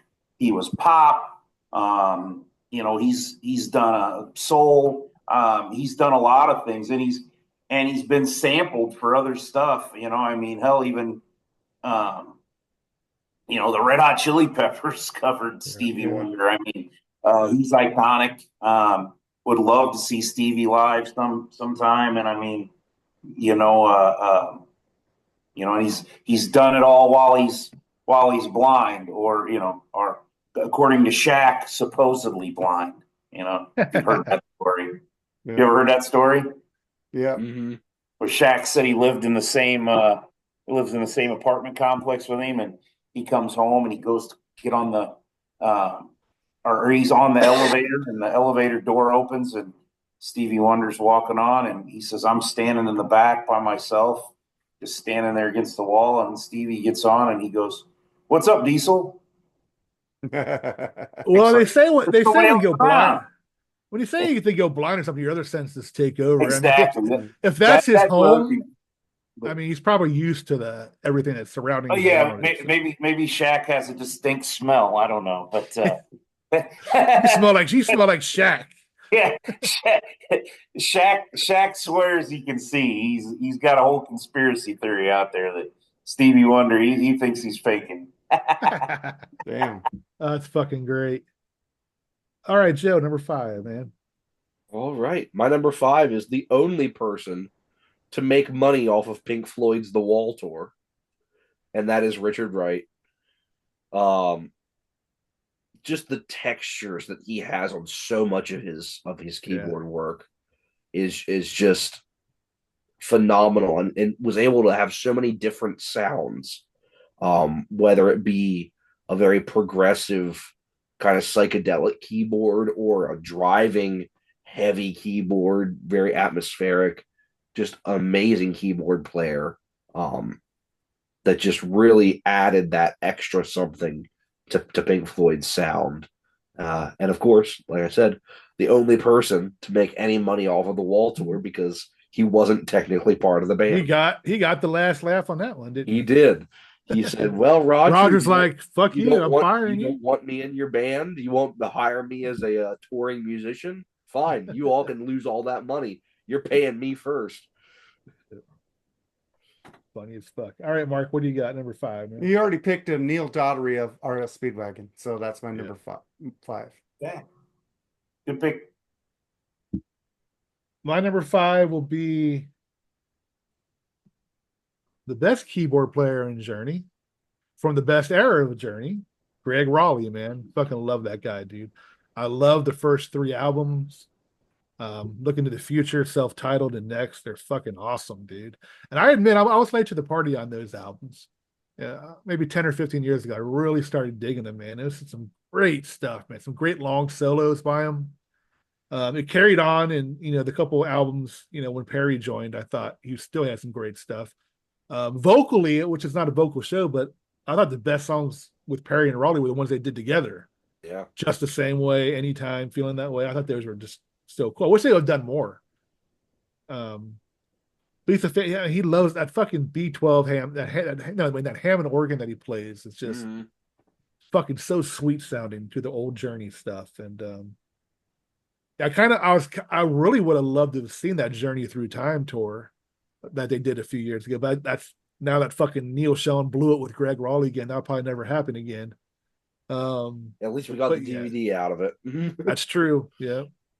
But man, I would love to have seen because he did come on for a few shows on one of their tours a couple of years back, didn't he? Did that couple songs at the end earlier this year, I thought.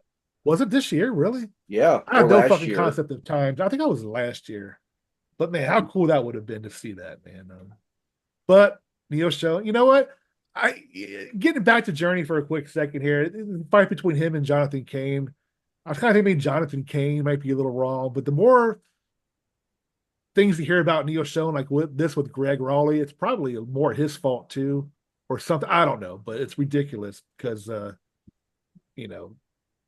over a credit card they're fighting. You know what I mean? It's like, the fuck, man, what are you fighting over that for? But anyway, I'm talking way too much about Jonathan Cain. Greg Raleigh is my number 5. Just listen to the first 3 albums if you're not. The pre-Perry albums are just amazing, dude. Anyway, number 4, Bill. Good pick, Jerry. Good pick. Great pick, Jerry. My number 4 was a guy that Mark mentioned already, Ray Manzarek from The Doors. I mean, listen to L.A. Woman. One of my favorite, maybe my favorite Doors song is The End. Yeah. Such a creepy, vibe to that song lyrically and the way Morrison delivers it. But Ray Manzarek in the background, him and Robbie Krieger, what they're laying behind him, it just adds to that whole kind of psychedelic, trip that you get listening to that song. I mean, I love Ray Manzarek. Doors aren't the same without him. Nope. I agree. Joe, what do you got?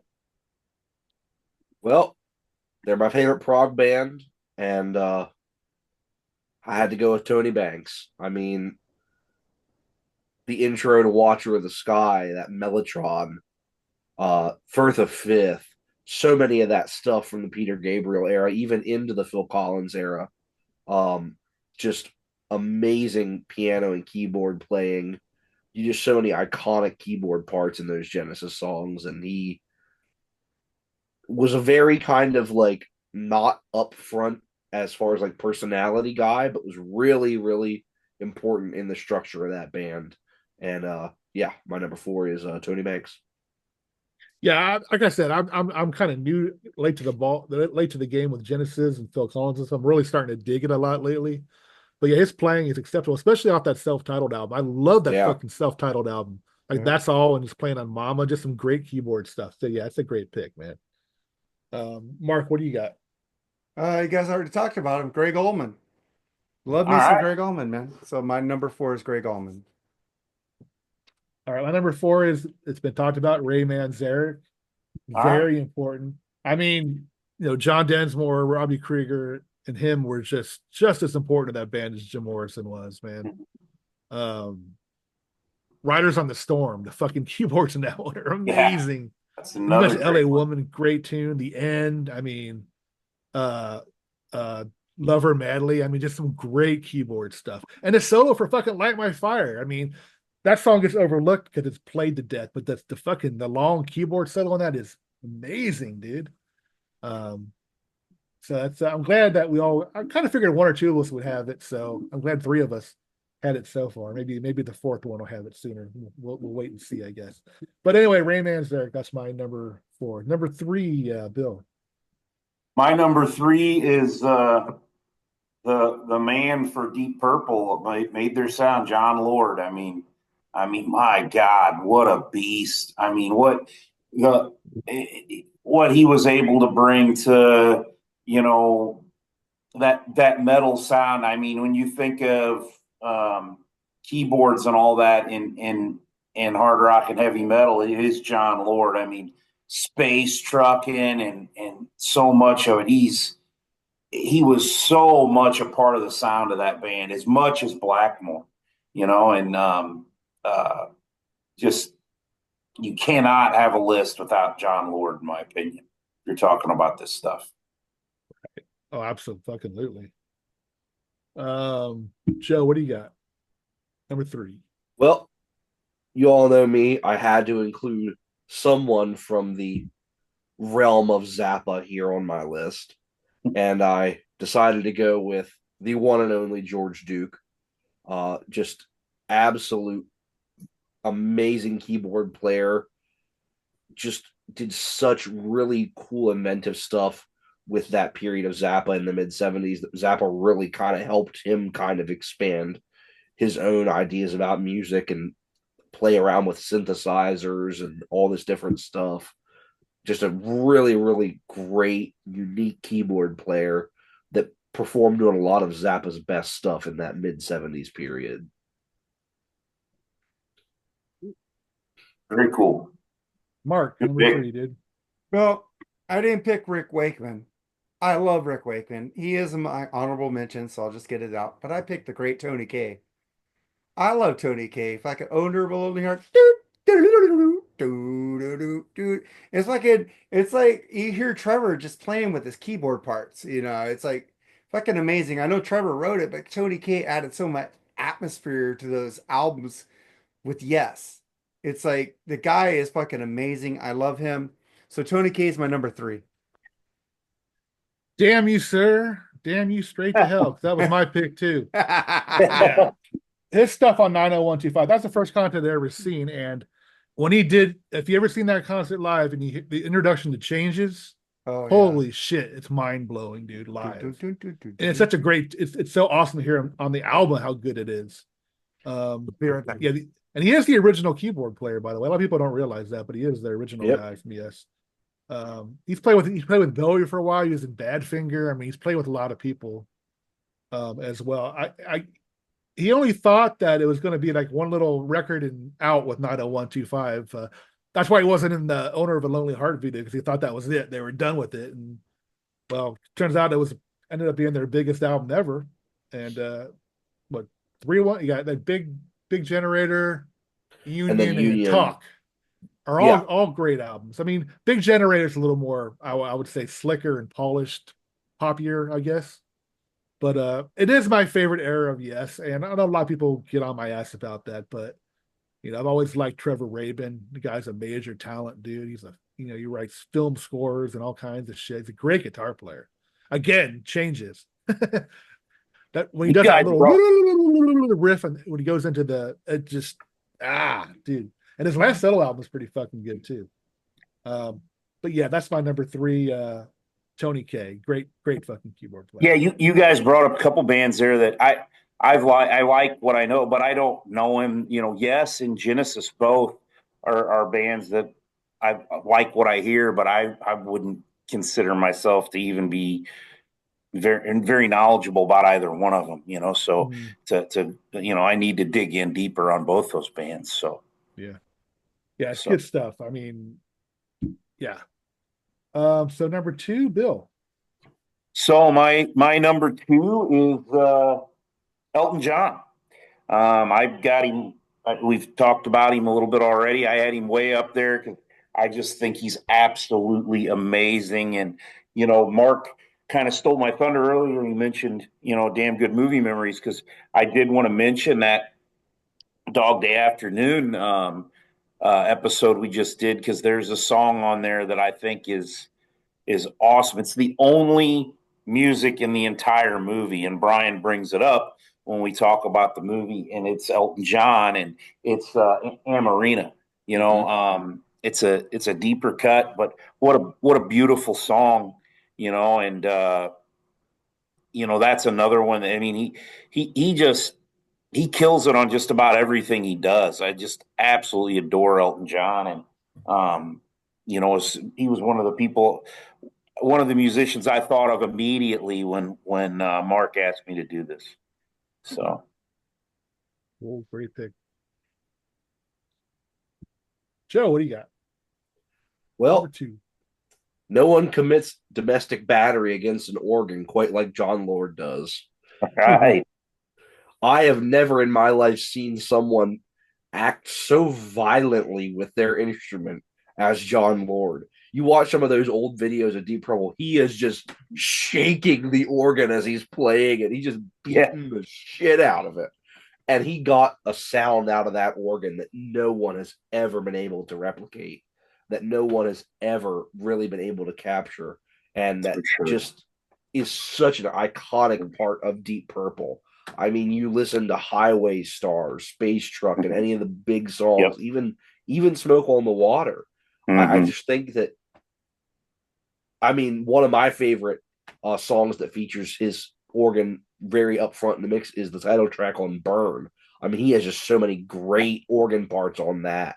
And I mean, he was really an influence as far as bands that really featured a keyboard or an organ that heavily.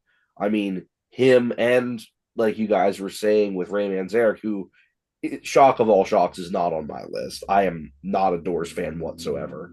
Okay. I acknowledge he did make my honorable mentions. I acknowledge that he is a very influential player. I can't stand the Doors, but I think jonlord is just one of the most influential in terms of how keyboards and organs and stuff like that were used in rock music, that really influenced so many generations of musicians after him.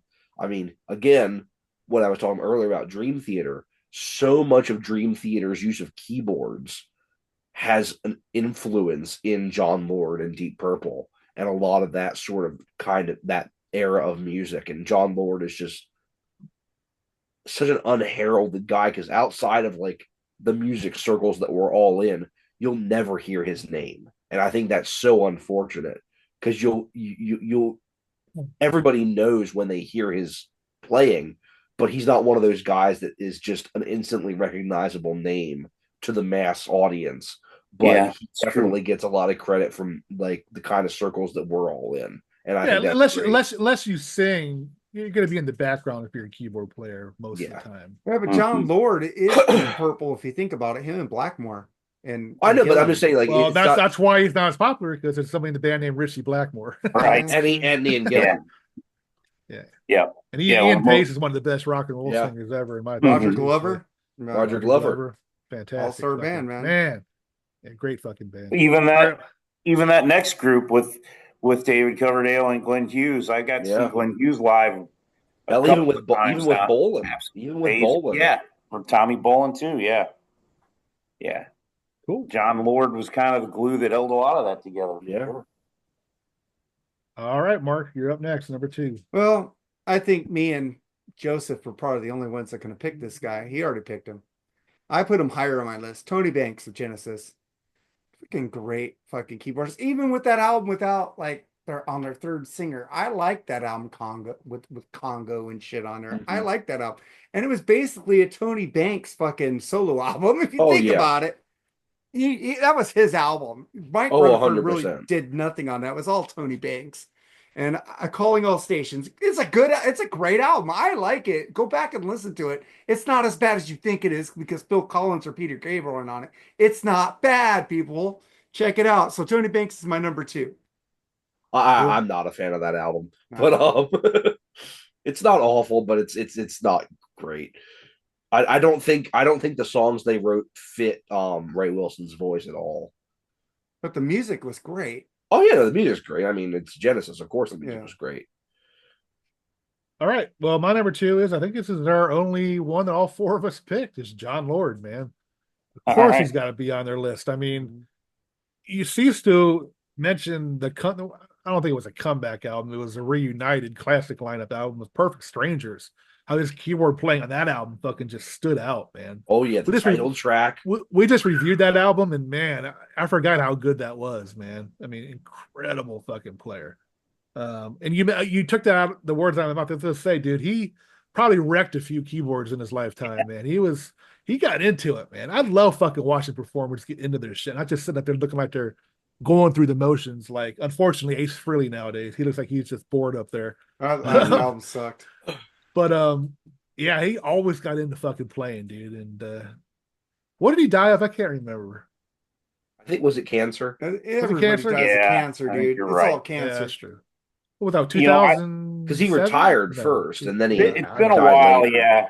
It was like maybe like 2013, maybe. Yeah, it hadn't been Okay. that. Yeah, I think that probably sounds more like Because he retired in like 2000, Yeah. 2000-ish. Yeah, that was a death that went under the radar in the music world too. 13, 14, I think. 2012. 2012. 2012? Okay. All right, but yeah, He retired in 2002 and he died in 2012. Fucking fantastic fucking keyboard player, dude. Yeah, you know, Absolute. I do those tracks of the day thing for Mike and I's Facebook group page for our show, and I always try and find live versions of songs. And I went back, you know, when I did I believe it was I did Space Trucking, and I went back and found like an old, you know, live version from back then, and he is just beating the ever loving shit out of that, you know, that organ. I mean, it's amazing. I mean, like you said, Joseph, he wrecked a few of those. I mean, he was just who doesn't like to beat their organ, by the way? right. Yeah, but he was. You watch all those videos. He's got one hand playing the keys, the other hand on the side, just going, Yeah. just shaking the whole thing. I think I know who your number one is, Joseph. How do you? I think I do. Well, if you know me, you should know my number one. But I don't know, Jerry.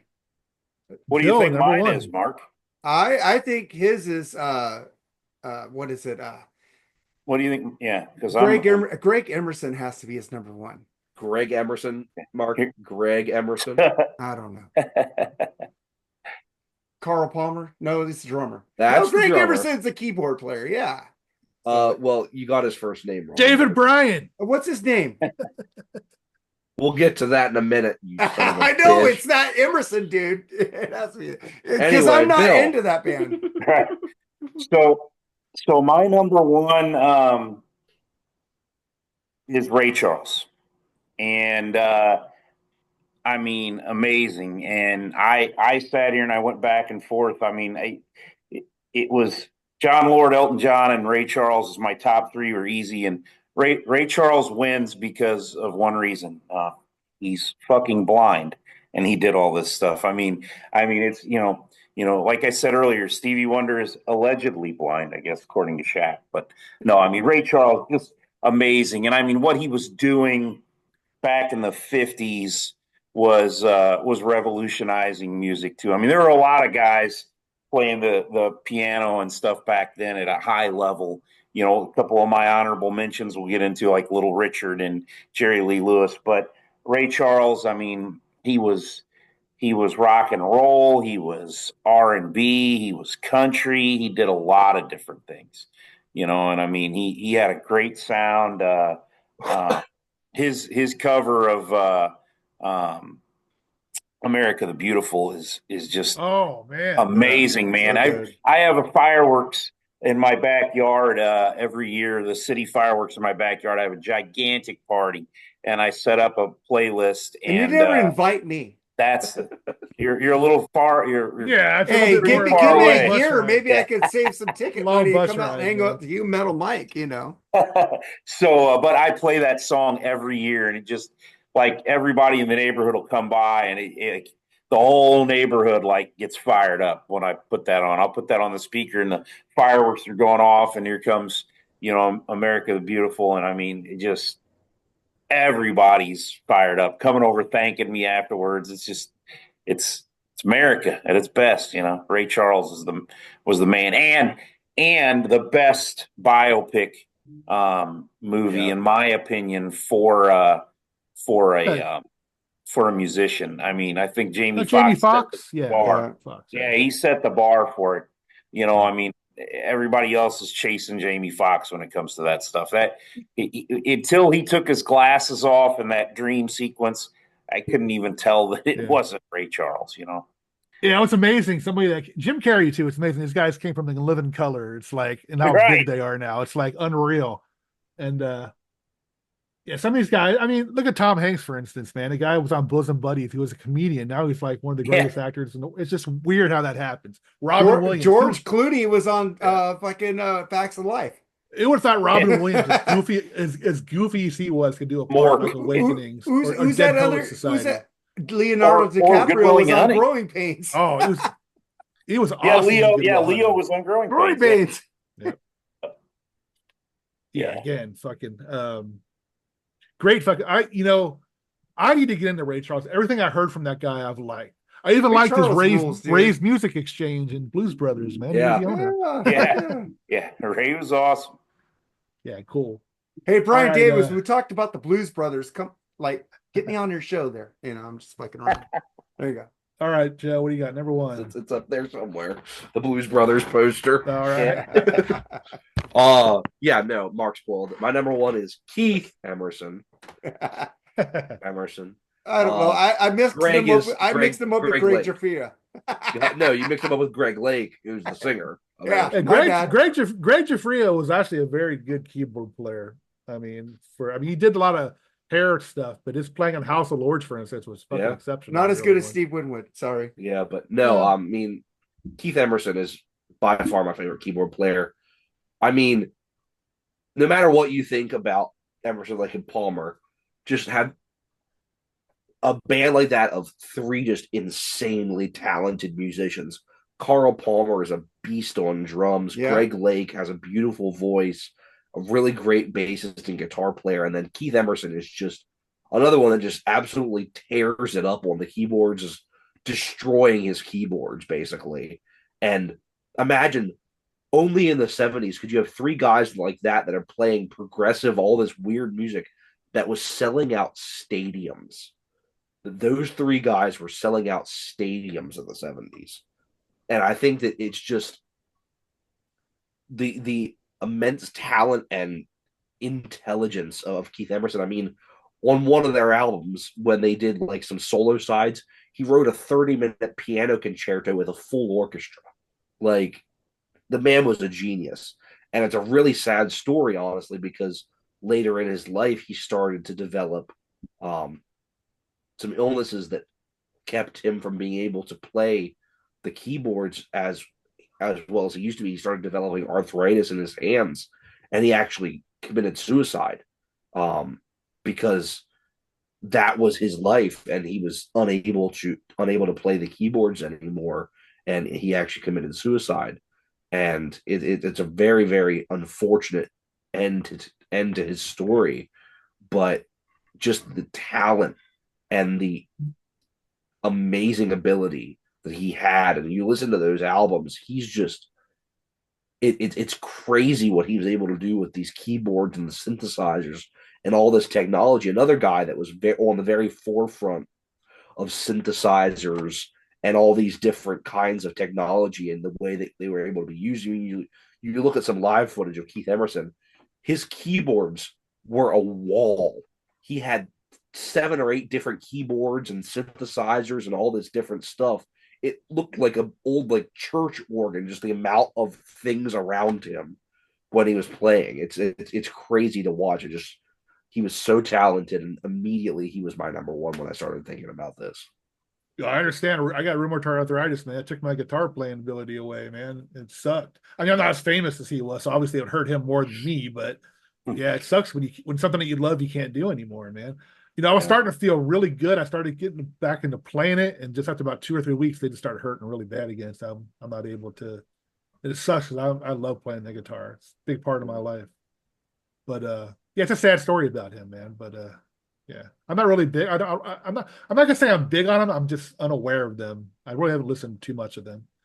Maybe another band. I'll put that in the back burner of the thousands of other bands you've told me to deep dive into. I've never steered you wrong yet, Jerry. Not yet. That's true. You haven't, man. That fucking Nazareth one was fucking awesome. I was never big on them, but that was one of the better ones. Yeah. All right, Mark, what do you got, man? It feels so good, and the place is crying high. Crazy people rocking, Fucking give me some loving. Fucking Steve Winwood, dude. I love fucking Steve Winwood. We already talked about it, but he has to be my number one keyboard player. The guy has a voice of a fucking angel, fucking the keyboard of a fucking maniac. Fucking Ark of the Diver, back in the high life again. Roll with it. Fucking that guy had a fucking like from the late 70s to fucking roll with it. The guy was on a fucking roll. Pardon the pun. Fucking amazing fucking player. And you got Blind Faith. You got Spencer Davis Group. You got all the shit this guy has done. Traffic is fucking amazing too. I love fucking Traffic. I mean, Dear Mr. Fantasy, you're talking about all 80s stuff, which I like too, but you're missing Dear Mr. Fantasy, I'm not missing that shit at all. It's fucking amazing. Can't Find My Way Home, Presence of the Lord. I mean, that's Steve Winwood to me, the more. I love the 80s stuff too, but I love everything he's done from the late 60s Spencer Davis Group when he was 16 singing like a man. It's like, goddamn, he's my number one keyboardist of all time. So that's Steve Winwood. Good pick. All right, my number one. Come on, Mark and Joe should know who my number one is. Should I pull up my Dark Side shirt again, Jerry? Absolutely, go ahead. Absolutely, Rick Wright is my favorite keyboard player of all time. I mean, again, riffs that you don't have to be flashy about, but it'll stick in your head forever. Shine on You Crazy Diamond, how that starts, man. Yeah. Come on. Yeah. Everybody knows they can sing that part. I mean, that Great Gig in the Sky. What a fucking fabulous and sad, beautiful fucking tune that is, man. All his work on Wish You Were Here and Dark Side of the Moon are outstanding. I mean, I question how much he played on the wall. I know he got credited for it, but I think they had a lot of outside keyboard players. I'm pretty sure. I'm not 100% sure, but I'm glad he was able to come back in the band. And I know Mark don't like the Division Belt. A lot of people don't, but his keyboard player on that album was fantastic as well. Even the early Sid Barrett days off Set the Controls and great psychedelic, cool stuff on that one. Animals, his keyboard playing is awesome on that one, especially during Dogs, man. Yeah. I love Dogs. Echoes. Yeah, Echoes. Again, an unsung member of the band, and vocally, I know we're not talking about vocalists, but when him and David sang together, like Echoes, for instance, yeah, the dual vocals are just, man, fantastic, man. That was actually a very, very hard loss for me when he died, because everybody knows I'm a huge Floyd fan. So, yeah, no doubt he was my number one. When we first decided to do this list, I had him number one, and between him and jonlord, but I think jonlord's probably a better keyboard player, but we're talking about favorites. I had Steve Winwood as my number one, but I have to go. You're a great pick. I didn't pick Richard Wright for one thing, Jerry. Because I picked it. Yeah. You knew I was going to pick it. Yeah. I knew one of you guys. And it's like, I want to get a lot of different. We copied a lot each other, especially jonlord. We copied a lot. jonlord, I think, is the only one that was on all four of our lists. Do we all have Elton? I think we all had Elton. I didn't pick Elton. We all have all. Did you have Elton? Mark? Oh, you I didn't pick Elton. And then I think 3 of you guys had Billy Joel. I didn't have Billy Joel. Yeah. Okay. So Elton's on my honorable I didn't have Billy Joel either. Oh, you didn't? Bill, Okay. Bill, you got any honorable mentions? Yeah. So some of the honorable mentions, and I'm going to get a little weird here with some of them, probably a little off the wall. But I had Rick Wakeman that we talked about. That was one. Billy Joel.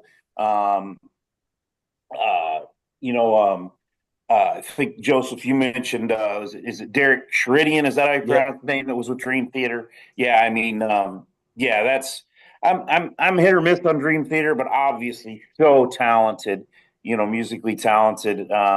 So I had to mention him. But then some of the other ones I had were this one I thought is probably a little underrated too. I had Ken Hensley. Does anybody know who Ken Hensley is right off? No. I know the name. I can't place it. Uriah Heep. Yes. So I mean, when you're talking some of the '70s stuff that Uriah Heep did, he was a big part of that. So I put Ken Hensley down as an honorable mention because obviously they had a big keyboard sound in that band too. And then I got a little Richard, Jerry Lee Lewis. I even mentioned Alicia Keys and John Legend, because I think they're phenomenal musicians. And then Donald Fagen from Steely Dan, Good one. who I did get to see live this past year, open for the Eagles. The Steely Dan is awesome, and Donald Fagen's obviously a big part of that sound. And then the last one's one that's going to be kind of weird. This one's for me is Joachim Wahlberg. He's the keyboardist for Opeth. If you're familiar with Opeth at all, I love Opeth. I mean, they used to obviously be a death metal band, but now they're more in progressive metal and almost progressive rock. And what he does with Opeth with that sound, I mean, their musicianship is so pristine. So I wanted to give him some props too. So Cool. that's my honorable mentions. All right, Joe, what do you got? I have Mark Kelly from Marillion, Chick Corea from Return to Chick. Forever, and started out with Miles Davis, Rick Davies from Supertramp, Ray Manzarek, Billy Preston, Greg Raleigh, Mike Pinder from the Moody Blues, Bernie Worrell from Parliament Funkadelic, and he did touring stuff with Talking Heads in the 80s. Robert Lamb from Chicago, and Jan Hammer from Mahavishnu, and later did all the kind of like TV soundtracks. And so did the Miami Vice soundtrack, all that stuff. Yeah, him and James Young did a solo album together in the 80s. It was really good. Yep. I got another one, another St. Louis connection guy I forgot to mention, Michael McDonald. We're talking about stuff. I mean, he's a St. Louis guy, and obviously Solo and Doobie Brothers. I mean, love me some Michael McDonald too. So. Yeah, Michael McDonald rules. He's back in the band, ain't he? Yeah, he is. Doobie, right? Yeah. Both of the singers are back, man. Yep. Oh, that's kind of cool. I didn't know that. I've always been a Hits fan with those guys. I don't really again, maybe I'll take a deep dive into them later on in my life. However, I'm starting to run out of years, so maybe I need to do it sooner than later. But yeah, I do like their hits, so I probably would like some of their deep stuff. I mean, listening to the music is a fucking. Who's the keyboardist of Toto? Porcaro. Is it one of the Porcaros? Yeah. Can't remember a name. Yeah. What about Steve Walsh from Kansas? Nobody brought up him. No, nobody brought up Dennis DeYoung. He was my only honorable mention, just because that Styx is an example of having a great keyboard player and a singer from an average keyboard player, great singer, to a great keyboard player and a horrible singer. And I don't think he's horrible. Oh, I do. I think their original stuff. Okay, I get it.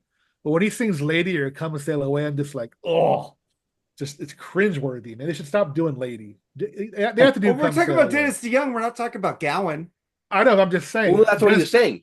Dennis DeYoung is an average at best keyboard player with a great voice. Special. And he's a hell of a songwriter. Gowan is a hell of a keyboard player with an average voice, in my opinion. Cool. And talk about a showman. Gowan's a hell of a showman too. Oh yeah, that much. He is. Love that he turns that thing around and just shows what he's fucking doing to the crowd. It's amazing. Especially when he does the solo before "Come and Sail Away," and he turns it around and plays the whole thing. Does all that ragtime shit. Yeah, he's an amazing player, but his voice is just. When he first joined the band, it was okay, but it seems like it's just gotten worse over the years. I don't know. Never did it for me. He seems like a nice guy and all. Yeah.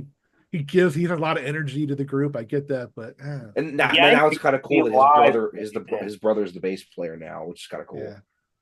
How many more people are they going to add to that band, man? They got an extra guitar player now. Well, no, I now that Ricky Phillips retired, that's that's true. Yeah. why. Well, I mean, Chuck plays every now and then, right? Every Still. now and then, I think he's kind of starting to scale back because I I had he had been at all the times I had seen Sticks, but he wasn't at this recent one, the theater show I saw. So I think he's kind of starting to scale back again because for a while there he was playing on almost every show, and that Yeah. was weird. Yeah. And so Yeah. now he's kind of starting to scale back again. I think. Yeah, when he first came back, he was doing like "Fooling Yourself." That was the only song. But then later on, he did like 3 or 4 songs with him. I remember that. Yeah, And yeah, all the times I saw them, he did "Fooling Yourself," he did "Come Sail Away," he did "Renegade," he did, I think one other song. All right, let me get in mine. I just got one because I've already said them throughout the show. Greg Philaganis, Eric Clapton. He was like a huge in the 80s. And who played the keyboards in fucking Boston? Tom. Tom, Tom. Well, Tom is awesome, but that wasn't his main instrument. But that's it, He man. played. That's our Yeah, show. he played everything but the drums. I think. Yep. Just That's about our the show, first 2 albums. Jerry. Anything to promote, guys? Oh, Bill, you got anything, man? Yeah.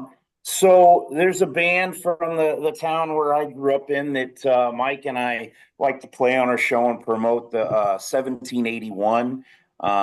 I'll play some of their post some live videos of them in our Facebook group page, and we know all 4 members of the band. Anyway, they just finally recorded their first EP. Got it out. They're all young guys, super cool dudes. They kind of a more of a hard rock band. They got some heavier songs, but really talented. And next weekend they're going to have a little small show and EP release. So everybody go out, check out 1781. You can look them up. They're on Spotify. They got a website. They got a Facebook page. You can check them out. Really, really cool band out of Southern Illinois here, out of Alton, Illinois. So Cool. Awesome. all work together at a shop and save. And that's why the 1781 was the store number for their shop and save. That makes guys, sense. that's When kind of they cool. go out on stage, if they're doing a show somewhere where it's a little bit bigger, it'll always start and it'll go, the more you shop, the more you save. Hey, Shop and yeah, Save awesome. should pay them to go on tour. Yeah, they Yeah, right? really play it up. Yeah. Yeah. So Cool. Joe, what do you got going on? What concerts are you going to see this week? Queensryche. I said Saturday. I'm seeing Queensryche. I have tickets to go see them. It's at just a little casino about an hour away from here. So doesn't look like there's that many tickets sold. So hopefully they don't cancel it. But I'm excited. Like I said, it'll be my second time this year seeing the Origins tour. I loved it. They headlined one of the days at M3 this year. And I got to see that set and I loved it. So my friend and I are going again to see it by themselves. Like I said, I'm hopefully going to be able to go see King Diamond in a week or two. Then I got looking at seeing Striper. They're coming around beginning of November. when you saw the Queensryche tour the first time, did you get to see them with Armored Saint? No, they were headlining a festival. Oh, okay. I saw them with Armored Saint here in St. Louis, Nice. and that was a badass show. Yeah, no. First time I saw them, they were opening for Metallica on Justice for All. That was a good fucking show, man. Mike saw that. Yeah, that I never got to see them all together. I've seen Jeff Tate solo, and I've seen Queensryche twice with Todd. I agree. I've seen Queensryche 3 times with Todd and Jeff Tate solo, but I did see them on that. I don't know what it was like. They did Operation Mindcrime 1 and 2. It just had Jeff. The Mindcrime 2 tour. Yep, Mindcrime. No, but they did both albums. Yeah, but it was right after Mindcrime 2 came out. I mean, yeah, the second half sucked, except for of course it did. Except for Dio coming out and doing Dr. X. That was the first half was amazing. The second half was like, sucks. Oh my god. But Jerry, anything to promote? 3 shots down, bitch. Yeah, 3 shots down podcast. We're still working on our next topic. We're taking a little while off. Doing that, and of course I co-hosting with Shane and Mark on the Freeform Rock podcast. A lot of fun there. Not doing too much as far as concerts. The only thing I got tickets for is in March. It's Zach Sabbath and the Iron Maidens and a Zeppelin cover band. That's the only thing I really concert wise I got going on. I'm having LASIK surgery next Thursday, so I don't know. I might have to do the show in the dark. We'll see how my eyes are feeling that night. Well, you have to be on there because we got Metal Mike and Courtney Corona. I know, figures, man. It's like we did freeform. We did freeform 2 weeks ago. We had Ralph Vieira on, which is like a rare occasion. I was so excited, but I got stuck at fucking work and I couldn't be on it. Now I got to go to LASIK surgery, and I want to be on with Courtney because I love her, man. I love Metal Mike, so. You just got to wear your big Ray Charles glasses. I will. Yeah. I'll probably do. That's what I said. Wear some glasses, dude. Wear some sunglasses. Just look like Mark. Yeah. Just look like me. I mean, I'll be all volumed up. I mean, I love SNL, so it's a great fucking topic in the show. So I'm going to do my best. Well, that's right. Mike told me that. That's what you guys are doing. It's what is it? Is it top 11 SNL alumni movies? Yeah. Oh, by the way, the movie was hit and miss. By the way. The Saturday night movie that just came out. It was. I liked how it was done. I loved it. I like how it was done in real time, like an actual hour and a half long. The movie was done in real time. It was amazing. Yeah, you could feel the stress. You could feel the fucking stress during that whole movie getting that show on.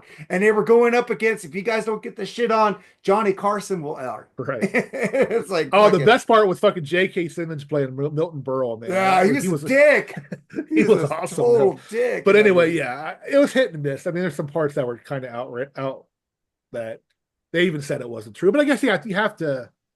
Dan Aykroyd said it was all true, though. Sensationalize some things. Yeah. I mean, the guy that played Chevy Chase was awesome too. I mean, all of them were amazing. They all reminded me of every one of those people. They had the feel. Yeah. But Freeform Rock Podcast tomorrow we do Dirty Honey. I don't think you're on that episode, Jerry. Awesome. So we do the Dirty Honey debut album, and thank you guys for being on here. And I got a challenge with the Decibel Geek podcast. You guys are doing all the instruments. Do the fucking keyboards, bitches. Do the fucking keyboards. We did it. We challenge you to do the keyboards. Get us at war with fucking Decibel Geek, man. I'm not at war with them, dude. I'm challenging them because they said the reason I got the idea for this episode is because they said, "Oh, we're not going to do a keyboard episode." So that's why. You just have to run a disclaimer though. The views of Mark Alden Taylor. The views of Mark Alden Taylor don't reflect everybody on the show. Hey, I want Decibel Geek to do the keyboard episode. I think they would kill it. Yeah, well, calling them bitches isn't going to help. Hey, they know I'm fucking around. I know. Yeah. I don't. They love me. I love Chris and Aaron. Chris and Aaron aren't bitches. Yeah. They're not bitches. I call everybody bitches. That's why a former co-host isn't on here anymore. We are their bitch, man. Yes. Everyone is their bitch.